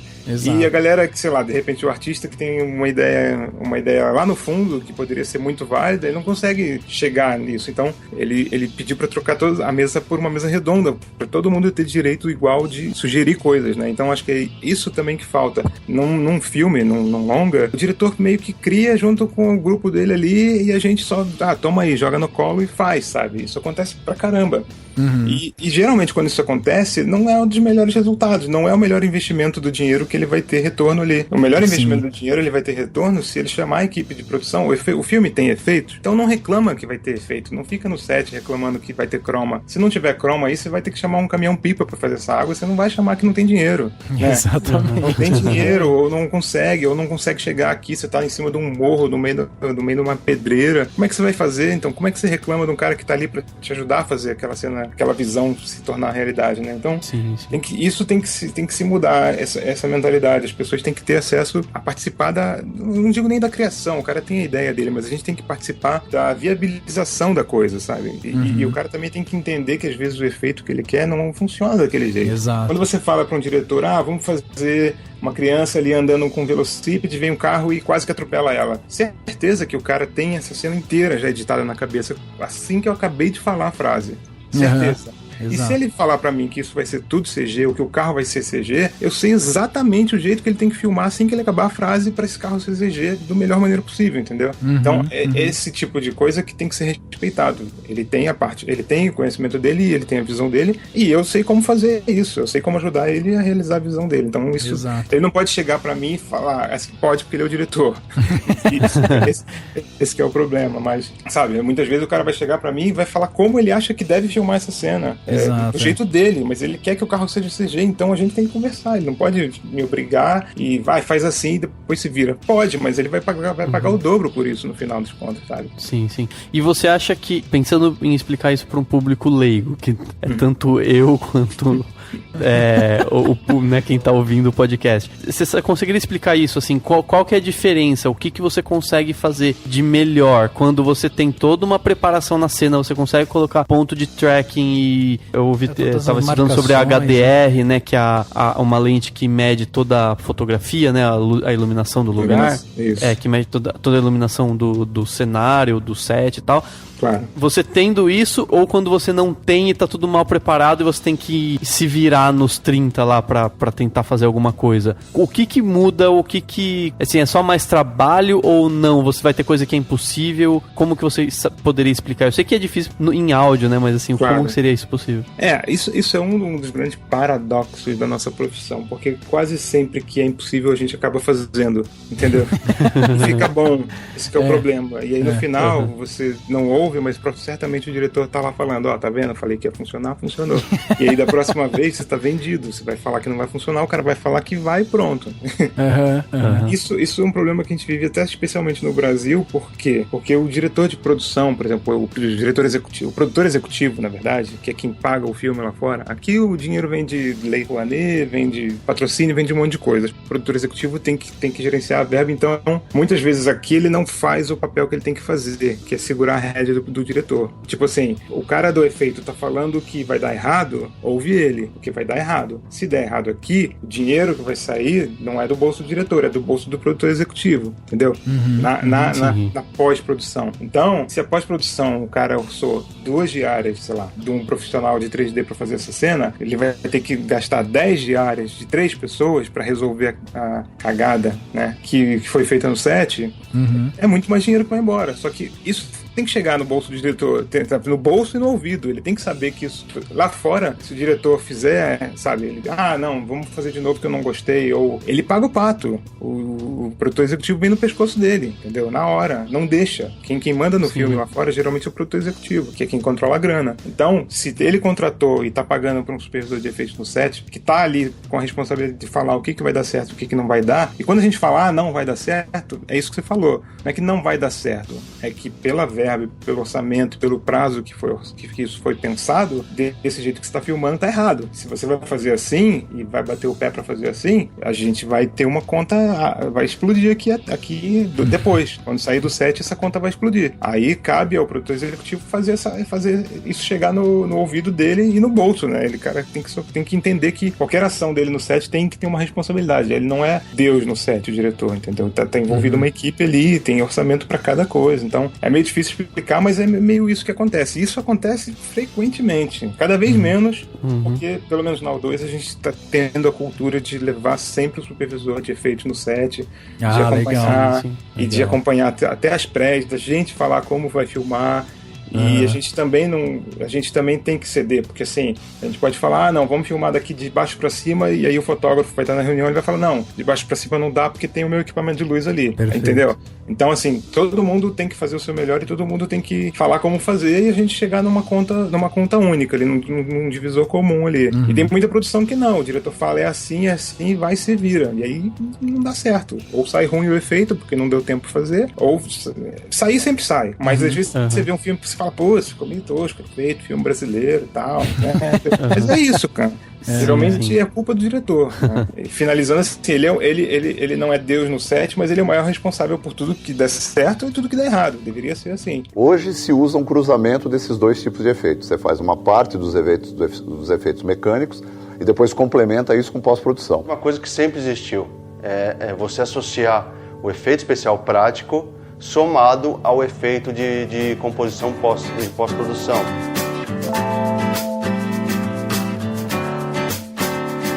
Você acha que essa é a equação para explicar para as pessoas que querem que, sei lá, que a gente tenha efeitos visuais que nem tem num filme lá de Hollywood, no próximo Star Wars, não no antigo, no próximo Star Wars ou desses grandes filmes. Você acha que essa é a equação ou existe algum outro detalhe? Assim, claro que obviamente tem a questão da verba, que a gente sabe que é absurdamente maior, mas existe alguma coisa que você fala, não, nisso o Brasil precisa de mais know-how ou nisso aqui no Brasil não tem? Ou não, é justamente o fato de não ter essa indústria que impede isso, assim? Eu acho que é isso, mas é meio o efeito Tostines, assim, a gente não tem a indústria porque a gente não tem esse outro lado de respeito da cultura ou dos produtores, dos criadores, dos cineastas saberem acompanhar e trabalhar a gente como equipe, ou a gente realmente não tem o know-how. Então, é uma coisa, a gente não tem o know-how porque a gente não tem a cultura. Se a gente tivesse a cultura, a gente geraria mais gente, mais cedo, que sabe mexer com efeitos visuais, que sabe fazer 3D melhor, sabe fazer efeitos para cinema,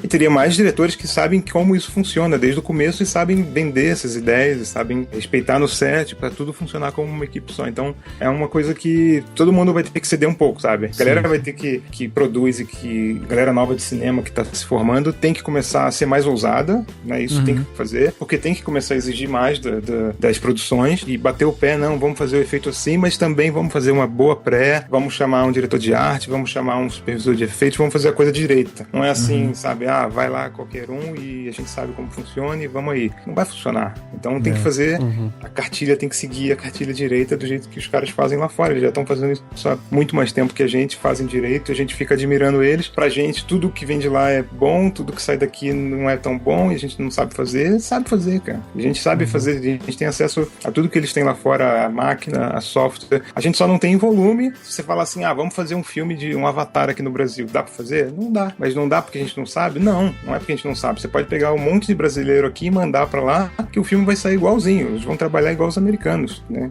Pau a pau. Então não é isso. É toda uma estrutura de mentalidade, desde o produtor executivo, desde o cara que faz o cronograma pra saber quantos dias isso leva, saber os prazos reais das coisas, saber o valor de cada coisa, saber que tem que ter profissionais bons e bem pagos pro negócio andar, sabe? Não é uma coisa que vai demorar alguns anos, mas tá andando, assim, cada vez mais a gente tem mais filme com efeitos no Brasil. Já acho que desde que eu não trabalho na O2 eu já vi. É porque tem muito filme que a gente até falou no começo do programa, tem muito filme que você não vê mesmo. Mas nem esses filmes que você não vê os efeitos não tinham antigamente. Hoje em dia isso é o tipo de efeito mais comum no cinema brasileiro. Eu tava pensando aqui, eu acredito que a maioria dos novos profissionais que estão entrando nessa área de efeitos visuais, os caras vão percorrer mais ou menos o mesmo caminho que você percorreu. Talvez não entrando direto no numa TV, mas indo por uma produtora, fazendo comercial, partindo da área de publicidade, né? Uhum. E você fez todo esse caminho até chegar nessa área do cinema. Sim. Qual que é a sua impressão em termos dessa diferença de mercado? Porque eu já escutei várias vezes aquela expressão de que se você quer ser criativo, você é criativo no cinema, porque na publicidade você não tem espaço para essa criatividade, né? Você compartilha dessa mentalidade? Você tipo mergulhou no cinema e falou, cara, é aqui que eu amo, é aqui que eu quero ficar. Cara, isso é bem verdade, assim, a gente fala, a gente sacaneia muito a agência, né? O publicitário é maluco, o publicitário é isso. A publicitário é refém do cliente. Exato. E é refém de 1 milhão de regras. O cachorro não pode latir alto, sabe? A criança não pode fazer isso, não pode fazer aquilo. Então, toda a criação do cara fica muito podada por milhares de regras, não só do veículo, da TV e de horário que vai passar isso, como de verba ou do próprio cliente. Eu tô fazendo um filme agora de remédio, mas é um remédio tipo um chá, assim, e a pessoa, sei lá, o personagem vai ter um personagem animado e nem o cara filmado pode encostar o copo com remédio na boca, nem o personagem pode encostar o remédio na boca. O personagem tem que fingir que tá tomando remédio, mas sem botar o remédio na boca, sabe? Então, tem um monte de regras. Eu não tô nem fazendo juízo se isso é certo ou errado, mas é as coisas do meio, então não adianta às vezes você sair criando um monte de coisas e chegar com o maior gás lá, vamos fazer o filme, vamos explodir, que às vezes não funciona, né? E o cinema realmente tem uma liberdade muito maior, tem uma liberdade grande, tem uma ousadia muito maior, a gente precisa de cada vez mais gente nova fazendo cinema com ideias novas também, né? Não ficar sempre na mesmice. Eu conheço alguns cineastas, assim, tenho contato com alguns diretores, tem diretor novo de 20 e poucos anos, que é super ousado, sabe que tem coisas que podem dar errado da ideia dele, mas vamos lá, vamos tentar fazer dar certo. E isso é legal, né? Isso a tentativa e o erro também. Às vezes você imaginou uma coisa que às vezes visualmente não funciona, mas você vai lá e tenta. Isso não dá pra você fazer. Como é que você vai vender isso pro cliente? Você vai falar, não, tentei fazer isso aqui e não funcionou direito, beleza? Não, o cliente vai mandar você fazer de novo. Então, no cinema não, no cinema você tem um pouco mais de liberdade nesse sentido. Você tá contando uma história, você não tá vendendo um produto, né? E você se encontrou no cinema, é o lugar onde você mais se encontra? Eu fiquei fazendo agora um filme durante 1 ano, que foi o Zoom, do Pedro Morelli. E assim, infelizmente é um filme que não tinha muito 3D. E eu fiz toda a supervisão de efeitos dele, fiz a supervisão de pós-produção também, supervisão interna. E quando eu saí do filme, eu tava louco pra fazer um pack shot, pra ser sincero. Mas mais por paixão minha de mexer em 3D, fazer qualquer coisa em 3D. Então, entendi. Eu gosto muito de cinema, mas também é um negócio que te prende por muito tempo. Assim, o Zoom, eu fiquei acompanhando durante 1 ano, 6 meses, eu acho, de filmagem e pré-produção. E aí teve mais quase 1 ano de pré-produção mesmo, na verdade, de testes e coisas assim, e depois mais quase 1 ano de produção. Então foram quase 3 anos, sabe? Fazendo, lógico que eu fazia uma coisa ou outra ali, mais agora no final ou no começo, eu fazia outros trabalhos, mas você fica preso por muito tempo, então é difícil também. É bem legal por esse lado de liberdade. Até no Zoom teve essa coisa que eu falei, o Zoom, a direção do Zoom é de um diretor muito novo, o Pedro tem 20 e poucos anos. Sim, e ele tem essa cabeça completamente diferente dos diretores que eu trabalhei um pouco mais antigos. Ele, sabe, era super aberto até da ideia de cena. Não, vamos filmar. Tipo, eu dava pitaco no trabalho dele, sabe? E do mesmo jeito, no mesmo nível que ele dá pitaco no trabalho meu por ser diretor, ele tá na função dele, mas eu também dava pitaco no trabalho dele no sentido de que a gente tava fazendo um negócio juntos, sabe? Ele é o diretor, legal. Mas eu tô ali ajudando a fazer. Eu não tô prestando um serviço pra ele. Eu tô envolvido com o trabalho. Isso, nesse sentido, o cinema é muito legal. Quando se tem essa abertura, né? E você fez o Entre Nós também, né? A gente já comentou aqui no cinema, são umas 3 vezes já. O filme, um dos... Sensacional o filme. Você fez, né, com o Pedro e o Paulo, né? Isso, foi com os dois. O Entre Nós eu acompanhei, não tinha muitos efeitos, na verdade tinha poucas cenas de efeitos, tinha muitos efeitos invisíveis e tinha uma cena a mais que era de efeito, que era uma árvore 3D que tinha que estar lá na cena e não existia, só existia um toquinho da árvore. Eu acompanhei essa. E o Paulo, o pai do Pedro, ele é bastante cabeça aberta pra isso, ele gosta de efeitos, sabe? Ele sabe dar valor, ele valoriza as pessoas, e se você fala, ele confia que vai funcionar, que vai ficar bom, isso soma, né, no final. Eu ia justamente perguntar o que teve no Entre Nós, né, pra dar o exemplo, eu não imaginava mesmo que a árvore era 3D. A árvore é toda 3D, a árvore, porque depois ela parece cortada, né? E você não pode Sim, cortar sim. uma árvore, né? Não pode. Claro. Então a gente usou uma árvore que já estava lá quebrada. Paulo pediu pra gente criar uma árvore totalmente em 3D, usando só a partezinha do toquinho de verdade ali, e ela toda, o resto era CG. Uhum. Pô, que legal, que legal. Eu acho que eu queria justamente isso, assim, ter um exemplo prático, porque acho que as pessoas realmente a gente não tem essa noção, né? De que, e daí falam, porque filme brasileiro, daí a gente faz uns 100 efeitos especiais, 100 efeitos visuais. E tem, né? Cara, um dos filmes que a gente mais fez efeito na O2 foi o Chico Xavier. Tem mais de 1 hora de efeitos especiais naquele filme. Se você ver o filme, você vai me falar, tem um ali, 2. Que você vai ver, é um avião ali que é 3D. Tem mais de 1 hora de efeitos no filme. Sim, caraca. sim. Que entra muito essa remover, né, as coisas, né? Muito. Filme de época. Aí você vai lá filmar na cidadezinha, e a cidadezinha não é a cidadezinha dele, tem que parecer a cidadezinha dele. Então, a cidadezinha dele, na época dele, tinha casarões num morro lá atrás daquelas árvores, a gente tinha que botar os casarões. Ou não tinha tantas casas, a gente tem que tirar um monte de casa, botar floresta. Não tinha luz elétrica na rua, e aí a cidade inteira tinha poste quando foi filmar, com os fios dos postes e com a sombra dos fios dos postes quando tava sol, no chão. Então imagina, toda a cena externa era uma cena de efeito, tinha que tirar todas as sombras de fio, todos os fios, ar-condicionado, interruptor de luz, porque não tem luz, não pode ter interruptor. Pra que vai ter interruptor se não tem luz? Então tem um monte de coisa que as pessoas não pensam, mas que é uma bola de neve nesse tipo de... Eu acho que talvez o que as pessoas lembrem de efeitos especiais recentes, talvez seja justamente o do Nosso Lar, né? Que tinha alguma coisa de Dois coelhos. Dois coelhos, todo mundo saiu, nossa, não sei o que, porque o filme tem... porque daí é uma coisa um pouco mais gritante, né? Sim. E não quer dizer que deu mais trabalho ou menos trabalho. Tipo, o volume de trabalho pode ter sido igual, pode ter sido até menor pra fazer um filme com efeitos mais visíveis, né? Efeitos visuais que você realmente vê. Isso acontece também. Só que, realmente, a sensação que as pessoas têm, agora a gente tem um filme de efeito no Brasil, né? Cheio de explosões, um monte de coisa.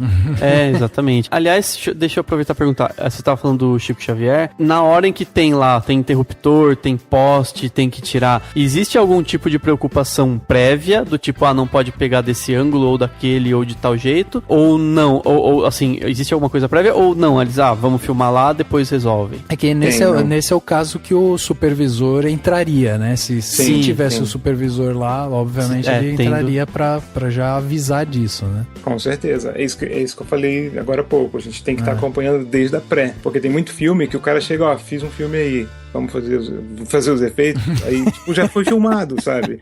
O cara já filmou como ele achou que tinha que filmar. Jogou um chroma ali, nem jogou ponto de track, negócio tudo balançando, e aí, sabe, o cara gasta todo o dinheiro dele nos efeitos, ele quadriplica o volume de trabalho que a gente tem na pós, consertando coisa que ele poderia ter economizado se alguém tivesse acompanhado o filme. Então, tem um negócio que a gente chama que é scout, né? Que é um tech scout, um scout técnico, que é isso, é visita de locação, a gente visita, vê com o diretor o que ele quer pra cada cena, mais ou menos onde que ele imagina a câmera, a gente faz meio que uma encenação, e a gente faz um relatório de análise, isso aqui vai ter que tirar a poste, vai ter que tirar não sei o quê, porque às vezes nem o diretor tá se ligando, sabe? Tipo, a época ali, aquela cerca ali é de, sei lá, de alvenaria, mas normalmente ali era de bambu. Aí a gente vai falar com a galera de arte que vai contar isso pra gente, e aí a gente vai discutir, vocês fazem isso aí, vocês botam bambu lá no dia? Não dá pra gente botar bambu lá no dia porque o dono da casa não quer que quebre o muro dele, que mexa na fachada dele, então isso é feito. Tem toda essa conversa que é muito importante na pré com os efeitos, porque tem coisas que podem ser feitas de forma prática na hora, tem coisas que não, então a gente vai meio que se ajudando. O primeiro filme que você participou foi o Vila Lobos, é isso? Vila Lobos, Foi o primeiro que você fez, né?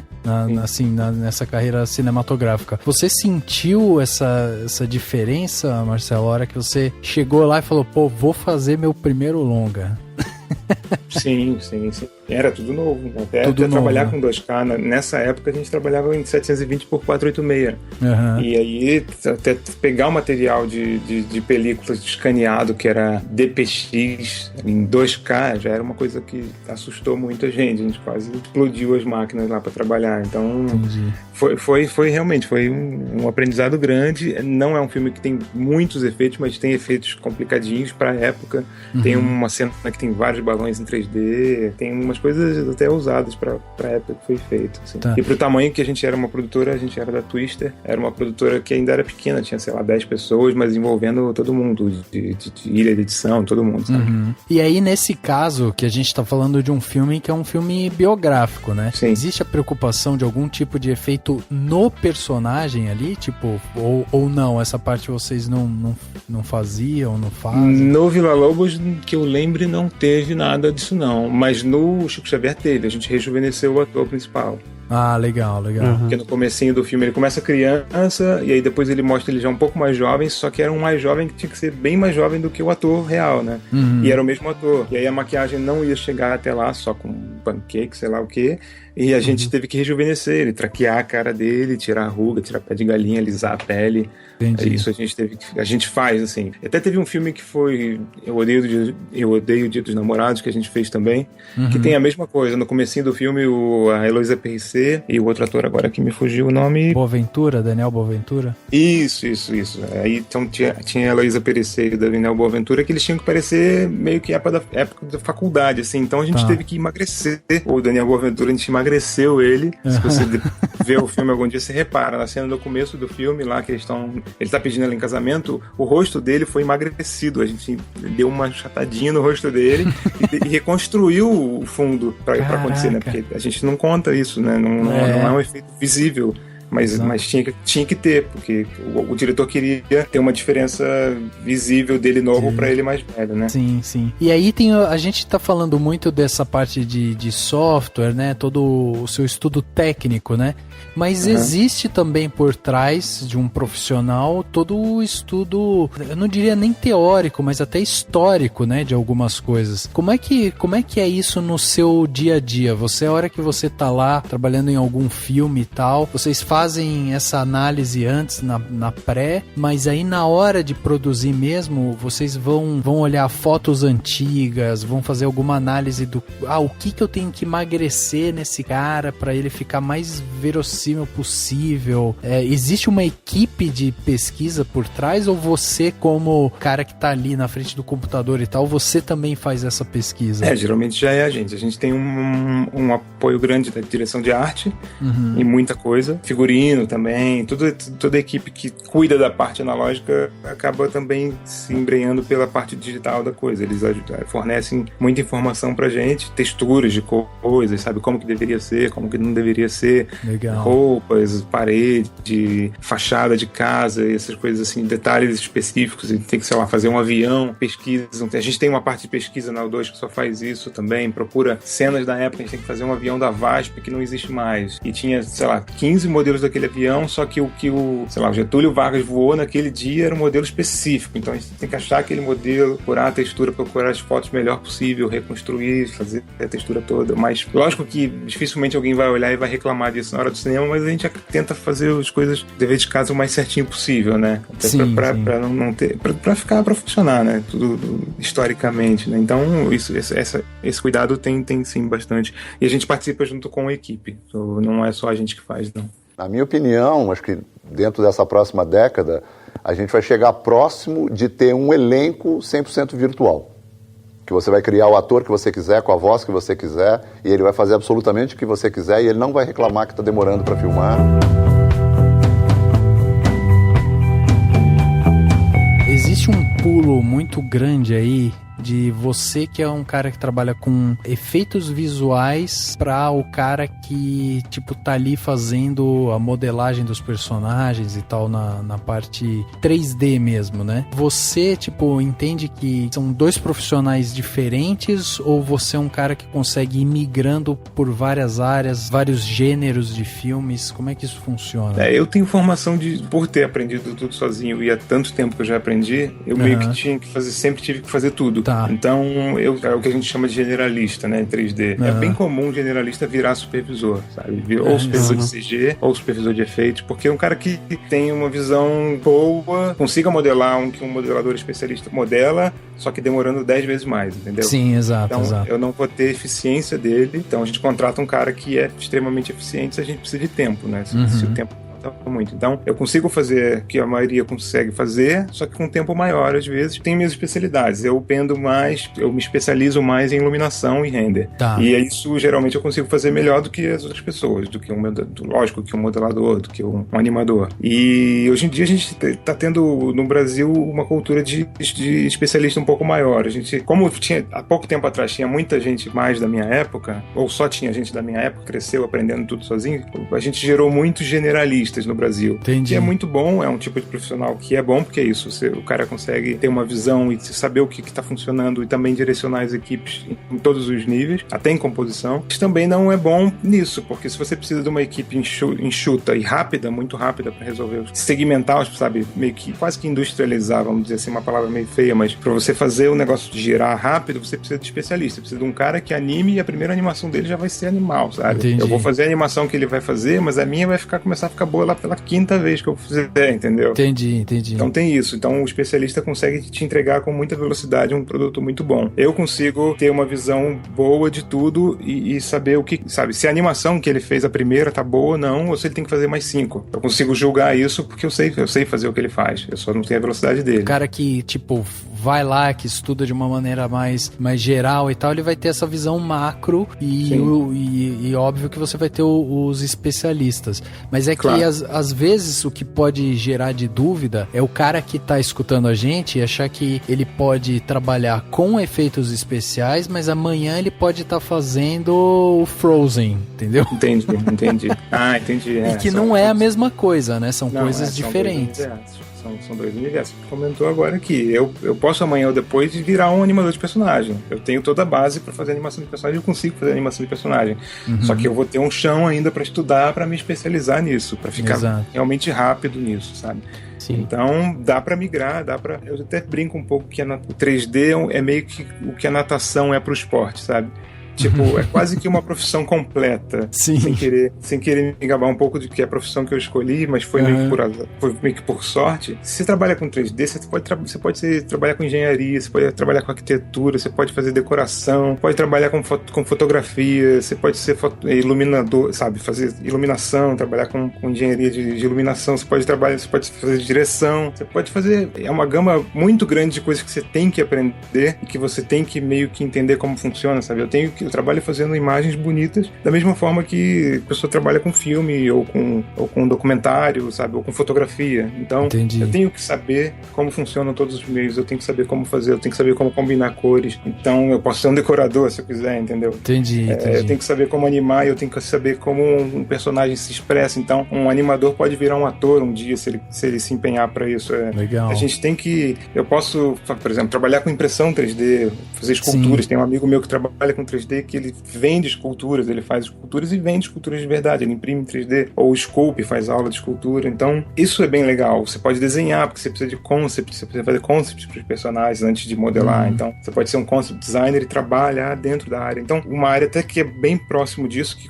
conversa bastante, é game, né? Sim, é quase que a galera quase chama o cinema de sétima arte, o game é meio que quase considerado a oitava arte, né? Exato. Porque ele engloba todas as artes. Você tem que ter cinematografia em game, você tem que ter animador, você tem que ter arte, iluminado, você envolve meio que tudo isso, né? Programador, né? Para 3D também, você aprende programação, você pode... Então, eu trabalho com programação, posso trabalhar com 3D? Pode, entendeu? É isso que é legal. Eu desenho, posso trabalhar com 3D? Pode. Você vai ser útil dentro de uma produção 3D.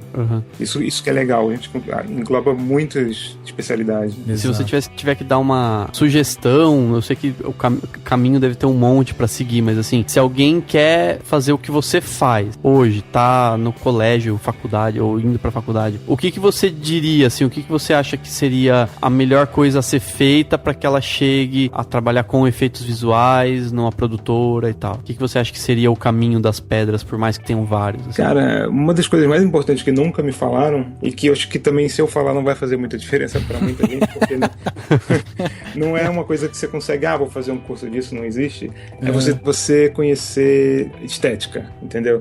Tá. Tipo, você saber olhar para um negócio e falar, isso tá legal, isso não tá legal. Isso é base para tudo. Você quer trabalhar com 3D, você quer ser um supervisor, você vai estar no set, você vai ter que olhar para um negócio que não tá ali, tá um pano verde e falar, não, esse pano verde tá do jeito que tem que estar. entendeu? Vai funcionar assim. Óbvio que ali você vai ter que entender um pouco de técnica e do processo que aquilo funciona, mas se você está trabalhando e o resultado do seu trabalho é imagem, e tem que ser imagem bonita, ou a imagem que o diretor está na cabeça dele, e você tem que chegar o mais próximo disso, você tem que entender de estética, você tem que, ou fotografia, ou desenho, você tem que ser capaz, um profissional bom de 3D, não importa se ele é programador, se ele é modelador, se ele é animador, ele tem que ser capaz de olhar para o que ele acabou de fazer e falar, isso não tá bom ainda, entendeu? Eu posso melhorar, mas é meio isso, sabe? Porque que um cara desse dentro de uma produção é o cara mais valioso que tem, que é um cara que você vai passar, ó, é isso, isso e isso. Você vai voltar, o cara fez exatamente o que você pediu ou fez melhor, porque ele vai olhar e ele mesmo vai se supervisionar, vai se avaliar. É muito difícil você trabalhar com um profissional que você tem que ficar em cima. O cara pode ser o cara melhor do mundo,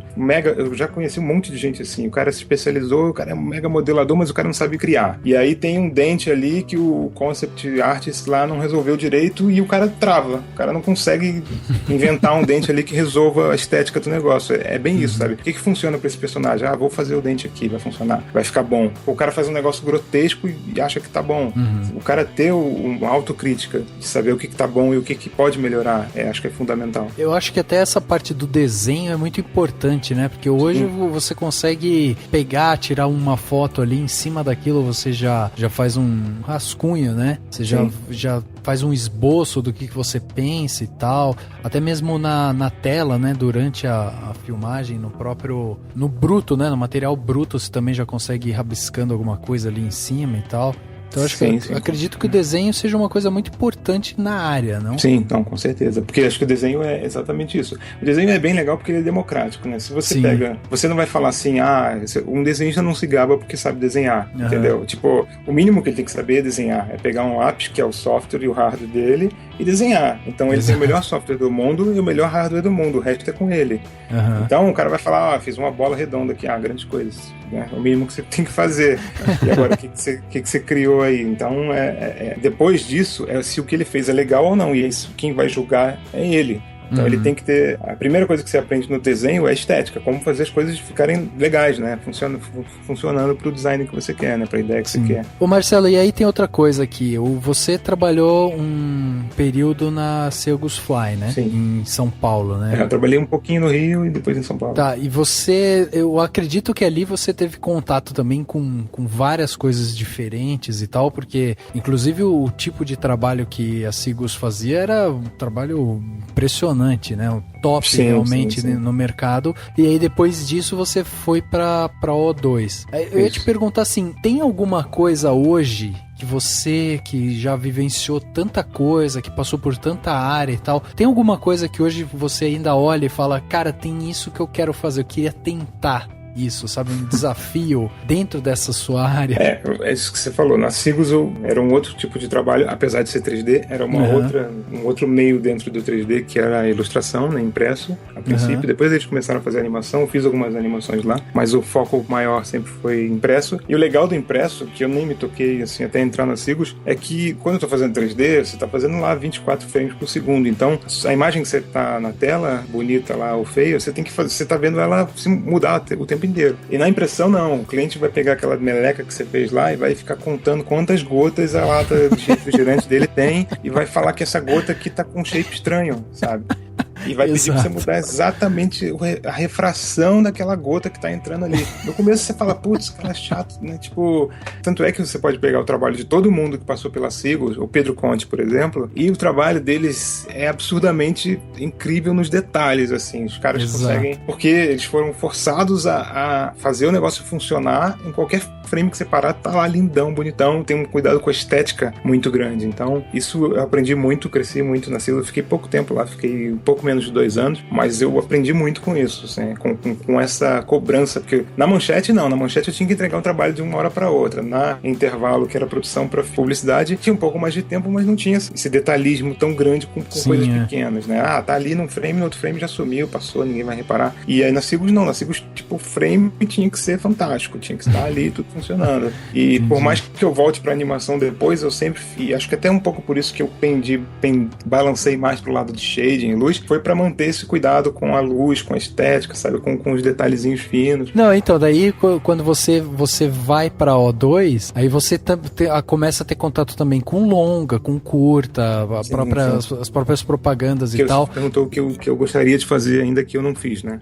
Eu acho que mais longas, mais ousados, tipo esse Zoom que eu acabei de fazer agora, que apesar de não ter 3D, o filme tem meia hora de animação, é bastante ousado para cinema brasileiro, até para cinema mundial. Trabalhar com mais diretores mais ousados, que exijam mais, mas que também, sabe, entendam como funciona o processo, porque é o que a gente falou, não adianta exigir e não dar meios para você realizar. Entendi. Não tenho nem grandes vontades de trabalhar com grandes filmes de Hollywood, sabe? Tipo, porque num filme muito grande assim acontece o que não acontece talvez na Pixar. Você acaba virando uma pecinha ali que não dá muita opinião, que meio que executa o que tem que fazer. É legal, deve ser uma experiência incrível. Eu tenho um monte de amigos trabalhando em produções muito grandes, mas eles sabem que esse lado existe. Você tá ali, tem amigo meu que trabalhou na D1000, uma produtora enorme, né, na Europa, que é incrível, tipo, é o sonho de qualquer pessoa. E ele falou, cara, fiquei lá 6 meses, fiquei pintando lama na pata de um rinoceronte, que apareceu 2 segundos no filme, sabe? Com que currículo que você sai de lá? Você sai, é o cara que trabalhou na D1000, beleza, mas ele sabe lá que ele teve uma experiência de vida, foi legal pra caramba, aprendeu algumas coisas, mas não tem um retorno tão grande do trabalho dele. Até a gente tá brincando esses dias, porque tem o Sandro de Segni que vai fazer uma palestra, acho que amanhã no Rio. Ele vai, amanhã, bom, eu não sei quando que esse podcast vai pro ar, mas vai ter na sexta. Então, já deve ter passado. Ele vai dar uma palestra amanhã, dia 2, no Rio, e num evento de VFX, e ele trabalhou 15 anos fora, e ele tá levando pra palestra exatamente isso. Ele tá trabalhando 2 anos na O2, ele já trabalhou, tipo, em 5 longas, em 10 comerciais, em não sei quantos documentários e séries, e aí ele tá comparando lado a lado com o tempo, em 15 anos, o que ele fez lá fora. Ele trabalhou em 3 longas, em 5 cenas de 3 longas, sabe? E acabou, é isso. Então é um absurdo. Eu falei, cara, ele ficou até meio assim, putz, será que eu conto isso? Eu falei, cara, conta, porque isso aí conta muita coisa sobre o que a gente vive, sobre o cinema no Brasil, sobre a gente não ter tempo pra fazer as coisas direito, por que a galera lá acha que as coisas lá fora são, os caras fazem direito e aqui não fazem direito. Aqui a gente é bastante herói, cara. Ele tem essa noção de que a gente mata leão todo dia, sabe? E aí não é uma faca de 2 gumes, porque ao mesmo tempo que a gente ganha, igual a gente falou antes, assim, a gente começa a ganhar muito mais especialistas em determinadas áreas e tal, mas aí será que não fica também uma coisa muito... Não, mais generalista, né? Não, especialista, né? A gente vai tendo, assim, o cara que é especializado em fazer a iluminação X e tal. Sim, não tem o mercado pra consumir isso tanto, né? Então, será que não fica, assim, muito vago, né? O cara, tipo, ele vira uma peça pequena dentro de uma engenharia complexa e às vezes o cara acaba executando aquilo de uma forma rápida, ok, e até muito talentosa, mas sabe quando parece que e aí? Não precisa de mais, né? Aí vai precisar realmente de uma indústria por trás girando. Claro, pra manter aqui, essa pessoa. Exato. E aqui, como a gente tem muito... Então, aí a pessoa tem que ser mais generalista, exato, né? Sim. Acaba... Se a pessoa quiser se manter aqui como freela ou no nosso mercado, que você vai chegar numa produtora tem 5 cabeças pra fazer um monte de coisa, aí você acaba se forçando a ser um pouco mais generalista. As pessoas do Brasil que investem em ser especialistas não duram muito aqui. Entendi. Porque elas ficam muito boas em pouco tempo. Geralmente tem quem se envolve nisso e se especializa, tem talento, envereda por esse caminho e vai pra fora. Eu tenho um monte de amigos, toda hora tem tô indo, Canadá, Los Angeles, Ubisoft, Sony, tem brasileiros parados em tudo que é lugar do mundo. A maioria deles já foi generalista um dia e se especializou, e aí quando se especializou caiu nesse problema aí. Ele viu, tipo, o mercado daqui não consegue absorver eles, eles vão pra fora. Ah, tá, entendi. Antes você tinha um limite, aí as pessoas falam, não, tá bom. Agora que o céu é o limite, não tá bom, não, eu quero isso, eu quero aquilo. Eu quero rápido, né?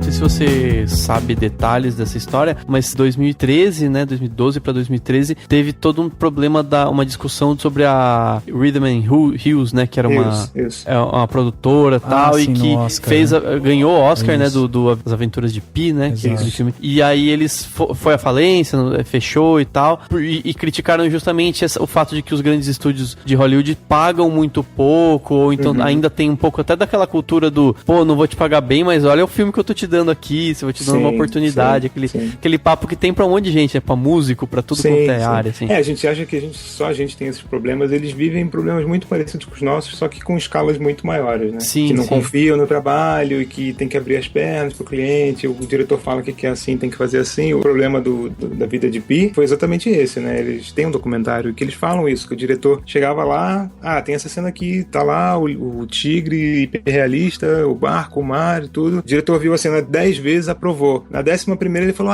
eu queria uma tempestade aqui. E aí, tipo, joga tudo fora, sabe? Meses e meses de trabalho, de hora de gente, de uma equipe monstruosa trabalhando, joga tudo fora, porque o diretor falou que não era isso e que agora ele decidiu que tem que ser uma tempestade. Então, isso é uma responsabilidade do diretor muito grande. E, por outro lado, assim, não vou dizer que não é culpa também da Rhythm Hughes de ele aceitar, mas o que os caras vão fazer? Vão falar não, né? Tipo, pro cara que é ganhador de Oscar e que o filme deles vai ganhar, sabem que vai ganhar um Oscar, então o cara fica, né, cruz e espada ali, abre as pernas, tem que pagar do próprio bolso, tudo de novo, e aí afunda, né? Fala, não tem jeito. Sim, Isso acontece muito no Brasil, isso acontece assim, tem diretores grandes, assim, chega, bate o pé, não quero mais assim, quero assado, e por que não já estava aprovado o negócio e mudou? Isso acontece muito, e o produtor abrir a perna, e aí acaba afundando o dia. Até porque o cinema é uma área muito, como é que a gente pode dizer? Muito vaidosa, né? Sim. E aí é difícil também você precisa, acima de tudo, saber lidar muito com as pessoas que estão ali. Mas eu tô achando interessante esse rumo que a nossa prosa chegou, porque é interessante da gente observar os dois lados da moeda, né? Do mesmo jeito que tem muita gente aqui que clama pelo Brasil se tornar um mercado cinematográfico igual o de Hollywood, né? Inclusive, o que é surreal. E aí, ao mesmo tempo, a gente observa também que, assim, lá eles têm problemas tão parecidos quanto os nossos, né, em outras escalas. Realmente e o profissional de cinema que tá ali no meio, ele vai ter que dançar conforme a música, né? Não tem jeito. Inclusive o Ed Catmull tá envolvido numa dessas polêmicas, não sei se vocês souberam. Ele tava envolvido num papo de... Não sei se vocês viram que até foi um protesto grande da galera de VFX lá fora, queria fazer greve, o caramba. Eu não vi, porque vazaram. Eu não sei se foi quando vazou aqueles e-mails da Sony, que vazou alguma coisa no meio também que o Ed Catmull estava envolvido como se fala? Empresas combinam preço? Como se fala? Esqueci o nome. Cartel? Cartel. Ele estava envolvido num sistema de todas as produtoras grandes dos Estados Unidos, combinando o teto para funcionário. Então o funcionário não discutia mais o salário dele. Ele falou, o cara chegava, não quero mais trabalhar na DreamWorks, não tá legal aqui as condições de trabalho. Vou pra Pixar. Vou pra ILM, batia na ILM, e aí chegava lá, o cara não conseguia um salário maior, conseguia exatamente o mesmo salário. E ele estava envolvido nisso com vários donos de outras produtoras. É um bafafá isso aí. Entendi. Queimou um bocado o filme de um monte de gente, até um amigo meu que estava lendo esse livro falou que parou de ler o livro por uns 6 meses, ficou meio puto, assim, depois voltou a ler, porque o cara tem um valor histórico, claro, mas isso deu uma manchada nele. Não, exatamente. Assim, a gente já tá chegando aqui no final, né, desse papo, e eu ia te perguntar, Marcelo, sobre a sua visão no mercado brasileiro hoje, porque muita gente que escuta a gente gostaria de entrar no mercado, ou gosta do mercado, simplesmente não entra nele, ou está estudando, né? Ou quer entender melhor, até para entender melhor o cinema brasileiro de uma forma geral. Exatamente. Claro. E aí eu ia perguntar pra você qual que é a sua visão. Hoje você tá na maior produtora cinematográfica no Brasil e você tá trabalhando com grandes filmes e tal. Como você enxerga o mercado brasileiro hoje, assim? Você vê ele com, assim, otimista? Você acha que a gente tá entrando numa nova maré? A galera que pensa em trabalhar com efeitos, tipo, essa é a hora de ir, de estudar, de chegar com ideia e tal. Como que você enxerga hoje isso? Eu acho que sim, cara. Eu acho que, assim, nesse sentido, eu acho que quem pensa em trabalhar com efeitos tem que pensar no próprio trabalho como como se ele fosse um realizador também, sabe? Não como uma pessoa que vai se formar. Porque isso é um pouco frustrante também, vou te falar. A maioria dos artistas, eu tava discutindo isso com um amigo outro dia, a maioria dos grandes talentos, dos grandes artistas de CG, sei lá, você fala um Van Gogh da vida, o cara tem uma técnica, tem o estilo que ele desenvolveu, e o cara é reconhecido pelo próprio trabalho dele. Aí você pega um cara que, sei lá, é o maior modelador do mundo, ou o maior iluminador do mundo, o cara é fantástico, e o cara tá trabalhando, fazendo coisa pros outros, sabe? Tipo, Exato. Os artistas, realmente, sei lá, um músico, ele faz a música dele, e ele vive da música dele, ele é o realizador. Ele não tá... Lógico, tem um cara que toca na banda, que é a banda do cara, mas, tipo, sabe, isso é um negócio que é um pouco... Eu parei pra pensar nisso outro dia, eu falei, cara, eu conheço tanta gente tão talentosa, e os caras, o máximo que eles realizam são trabalhos pessoais. O cara não realiza. Quando o cara vai trabalhar pra alguém, o diretor ou o cara que realizou, pagou pra ele trabalhar pra ele, é que ganha o destaque, é o que é o gênio. Ele é uma peça do quebra-cabeça, ele é uma peça do negócio que meio que muitas vezes é apagado, tipo, some, ninguém fala do cara, não mostra no crédito, sabe? Isso é um pouco frustrante nesse lado, assim, se você parar pra pensar que os artistas realmente não se realizam como artistas, com o resultado do trabalho deles, sabe? Portanto, é que a maioria dos artistas mais conhecidos hoje, tem muita gente dentro de produtora que destrói, sabe? Que é um monstro de talento que você nunca ouviu falar o nome do cara, porque o cara trabalha numa produção, o nome dele aparece num crédito lá, ele não pode nem mostrar o trabalho dele por causa de NDA, entendeu? E o cara não tem tempo pra fazer um trabalho pessoal, por exemplo. E a galera que tem trabalho pessoal, você vê uns caras monstros que fazem uns trabalhos incríveis, e os caras só conseguem ter algum reconhecimento quando mostram esse trabalho, e é o trabalho que ele criou, que ele desenvolveu, que ele teve a ideia, que ele executou e mostrou na internet. Entendi. E aí todo mundo vai lá e fala, putz, o cara é demais. Aí esse cara entra numa produtora amanhã ou depois, desaparece. Some, Vira o cara que pintou a lama na pata do rinoceronte. Então, isso não tem muito como resolver. Se você quiser participar de grandes produções, você vai virar parte do sistema. Mas eu acho que, assim, a galera que tá entrando no cinema tem que sempre, mesmo que o cara vai trabalhar com iluminação, mesmo que o cara que vai trabalhar com áudio, com qualquer coisa, acho que tem que almejar realizar, sabe? O cara que vai trabalhar com 3D não tem que estudar pra servir os outros. Mesmo que ele vá fazer isso no futuro e ele não se sinta frustrado com isso, mas que ele tente o máximo possível participar do desenvolvimento daquilo de forma mais evidente, sabe? Tentar ou fazer coisas próprias, ou fazer curtas. Eu tava até falando isso com um amigo meu outro dia, tem vários diretores grandes surgindo que vieram de efeitos visuais. Os caras fizeram um curta, o cara do Maze Runner, ele trabalhava com efeitos visuais, ele fez um curta, os caras gostaram do curta dele. O Marcos Alqueires, que é um brasileiro agora, também ele trabalha na mesma coisa que eu, é supervisor de efeitos, fez um curta, parou um tempo, fez um curta dele, investiu o tempo dele pra fazer uma coisa autoral dele, e o cara agora, semana passada, viajou pra Hollywood pra conversar com a Sony, entendeu? Pô, legal. Então, é um negócio que acho que isso é legal de se almejar, assim, sabe? E é uma coisa que, como eu comecei e não tinha esse acesso de mercado, eu não almejei isso. Mesma coisa que eu falei da fotografia, eu demorei a atinar pra isso, que eu tô fazendo trabalho pros outros. Então, por isso, como supervisor, eu consigo ter acesso ao diretor, consigo conversar com ele, consigo vender minhas ideias pra ele, isso já é gratificante, sabe? E mesmo assim, você, como trabalhando com toda a parte de efeito, você vai ter ali na sua mão, justamente assim, toda a parte de iluminação, posicionamento de câmera, sim. Até o corte, né? Porque você trabalha no corte final, né? Basicamente. Então você já tem... Você tá no começo também, e daí lá no corte final você tá todo o processo, né? Eu acho que é bem mais legal quando você... Assim, tem gente que não tem esse perfil, tem gente que não gosta de criar. Eu conheço caras que ele fala, eu não gosto de criar, vem aqui e fala o que eu tenho que fazer. E aí ele faz fantástico e faz rápido. Mas ele já tem esse perfil de não querer se envolver, sabe? Ele fala assim, ó, cara, eu não sei criar. Quer fazer uma galáxia explodindo, me explica exatamente como você quer, eu faço exatamente, vai ficar linda. Mas a cor da estrela ali, você nem me pergunta, que eu não sei. Então tem gente que tem esse perfil. Mas pra gente ter uma indústria que cresça, eu acho que é importante ter esse tipo de gente, mas é também importante que as pessoas pensem sempre em realizar alguma coisa. E assim, não tentar abraçar o mundo com as pernas, sabe?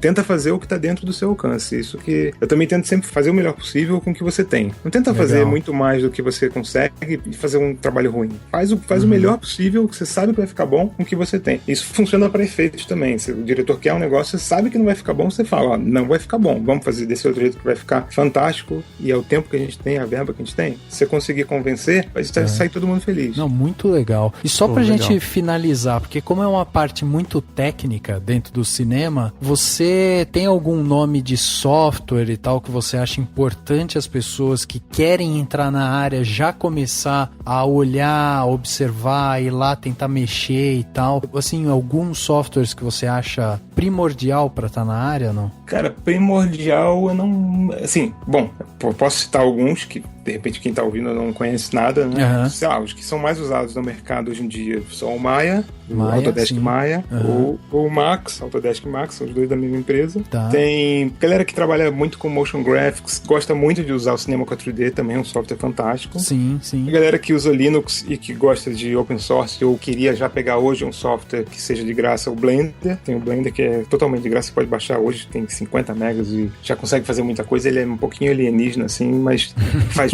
ele é bastante capaz, assim, faz muita coisa. Legal. De composição, DaVinci, que é pra cor, né? Correção de cor, que é um software também relativamente barato. Pacote Adobe, né? Photoshop, isso tem que básico, acho que mesmo que você não vá trabalhar com isso, tem que saber. Photoshop, Tem que saber, After Effects, um pouquinho de Premiere, não faz mal a ninguém. Esses três caras aí. Nuke é muito usado no mercado, da The Foundry. E é meio isso, cara, assim, tipo, o feijão com arroz, entre aspas. Uma coisa que a gente escuta muito de profissionais assim como você é que o cara às vezes vira pra gente e fala assim, olha, o cara tem que ir mais naquilo que ele se sente à vontade, né? O que ele consegue trabalhar melhor, o que ele sabe que ele produz melhor e tal. Você acha que, assim, esse é realmente o discurso? Porque, de uma certa forma, o mercado também não exige que você saiba algum software? Exige. Isso é uma pergunta que me fazem muito. Cara, o que eu aprendo? C Max, C Maya, tem até o Houdini também, que eu esqueci de falar. Houdini é um software que tá crescendo bastante agora em efeitos visuais, bastante difícil também. E a galera pergunta que eu falo, cara, se você vai trabalhar em casa, vai aprender? Aprende qualquer um. Meio que baixa o trial, de todos eles tem trial, você pode testar, tem versão de estudante, tem versão, o Blender é free, instala todos, faz uns tutoriais ali, faz uma semana de tutorial de cada um, vê o qual que você se acostuma mais, se familiariza melhor, assim, que a lógica faz mais sentido pra você e sai usando. O que você aprender nele, conhecimento em 3D é efêmero. O que você aprendeu hoje, daqui 1 ano, daqui 2 anos, não vale mais nada. Então, o que você aprender nele vai ser sempre meios pra conseguir manipular as coisas que realmente você vai guardar pra sempre, que é iluminação, que é animação, timing, estética. Então é o teu lápis ali, sabe? Se você vai usar um lápis hoje ou amanhã, vai mudar pra um giz de cera. Se for desenhista, você vai desenhar com carvão, com giz de cera, com toco de gesso, qualquer coisa. Então, é meio isso. Um dia você vai chegar numa produtora, ou sei lá, você almeja trabalhar na Pixar. A Pixar usa, hoje em dia usa um pouco de Maya, mas usa um monte de software que você nunca viu na vida e você não tem como ver, porque é deles. Eles nem, muitas vezes eu já vi requirements da Pixar, eles não exigem que você saiba quase nada, eles exigem que você mostre o que você sabe fazer com qualquer software, chega lá dentro, você vai aprender o software deles. Exato. Isso, você vai trabalhar na ILM, você sabe que a ILM trabalha com Maya, você quer trabalhar, você almeja trabalhar na ILM com personagens. A ILM com personagens usa Maya, mas a ILM com cenário usa Max, por exemplo. Você quer trabalhar com cenário, você quer fazer cenário, vai e começa a aprender Max. Não, mas amanhã depois a ILM pode chegar e falar, não quero mais usar o Max, vou usar o Maya. Então, é meio difícil isso, sabe? É meio que aprende com o que você se achar melhor, faz o melhor possível com o que você tem, e não tem, cara, eu vejo muito isso, agora eu vou usar a Maya, que é o software que a Pixar usa, então eu vou ser, cara, seu trabalho vai ser a mesma bosta, entendeu? Tipo, se o seu trabalho for ruim, vai continuar ruim, cara. Exato, eu vejo muita exatamente. gente pegando, agora eu tô aprendendo Maia, mostra o seu trabalho. Você olha o trabalho e fala, meu Deus do céu, cara. O cara fazia aquele negócio dava pra fazer com topas que eu usava em 95, sabe?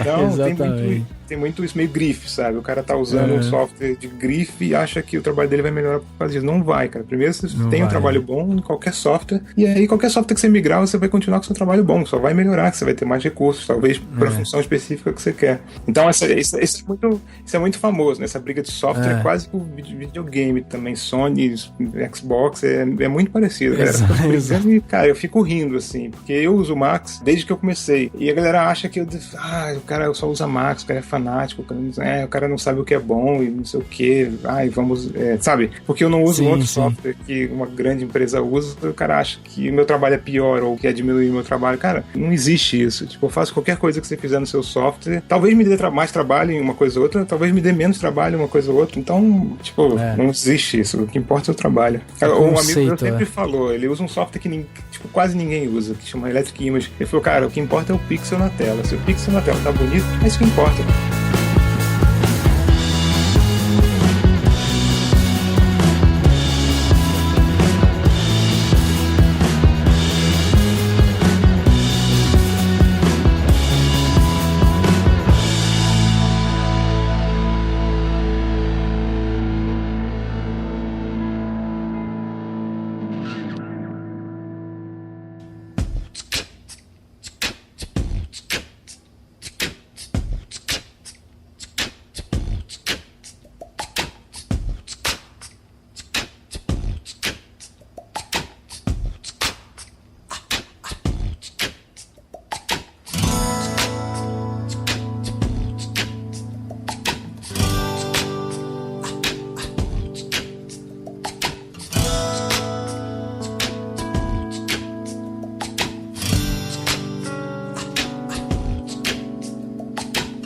Hey pretty baby with the high heels on, you give me fever like I've never ever known. You're just a product of loveliness.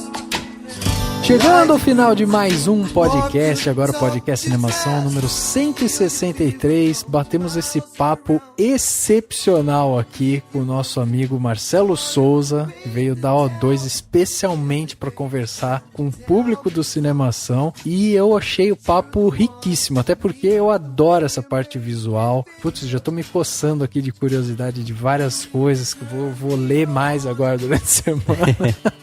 Você já viu o Rafa baixando todos os softwares da lista? Preciso arranjar ainda o talento, mas... Mas eu achei muito bacana mesmo o papo. Queria agradecer você, Marcelo, pela disponibilidade de vir aqui gravar com a gente. Foi super rico. E que você deixasse aí, né, os meios de contato para quem estiver escutando a gente, quiser ir conversar mais com você, tirar mais dúvida, fazer um contato aí e tal. Como que eles fazem para chegar até você? Claro. Então, eu agradeço também o convite aí. Foi legal. Espero que tenha sido legal para vocês também. Quem quiser falar comigo, quem quiser tirar dúvida ou falar um pouco mais sobre o assunto, cara, tô sempre aberto, sempre acessível, à medida que o tempo me permite também, né? Nem sempre eu consigo responder na hora, mas tem meu Facebook, facebook.com/msouza com Z, 3D, o número 3D de dado. O meu Twitter é msouza, @msouza3D, Instagram também, @msouza3D. Tem meu site que eu pretendo atualizar brevemente, tá meio desatualizado, mas vira e mexe eu coloco o que eu tô fazendo lá, que é Kumodot, kumodot.com. E é isso aí, pode entrar em contato, pode perguntar o que quiser, beleza? Beleza, maravilha, valeu aí, Marcelo, valeu, Rafa, espero que todo mundo tenha gostado do podcast e que eu acho que a gente precisa fazer uma sequência dos podcasts de profissão que dá um mini curso de cinema, verdade, assim, cara, com várias áreas já que a gente conseguiu destrinchar aqui, espero que todo mundo tenha gostado, e é isso aí, até semana que vem. O podcast Cinemação número 163 fica por aqui e a gente se vê no próximo.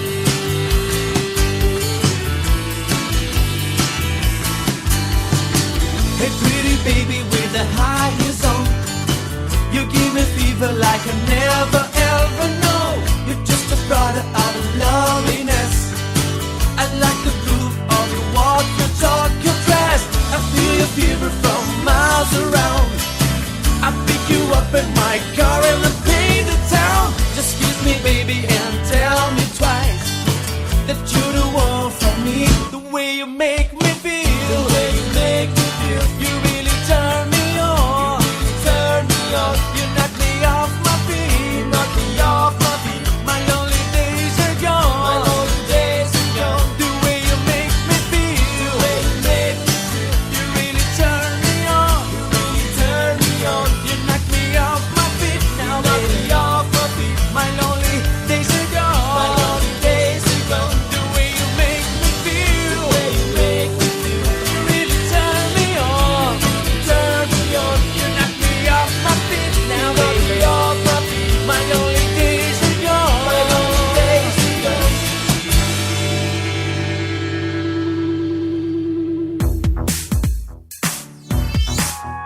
podcast foi editado pela Isso Aí Design.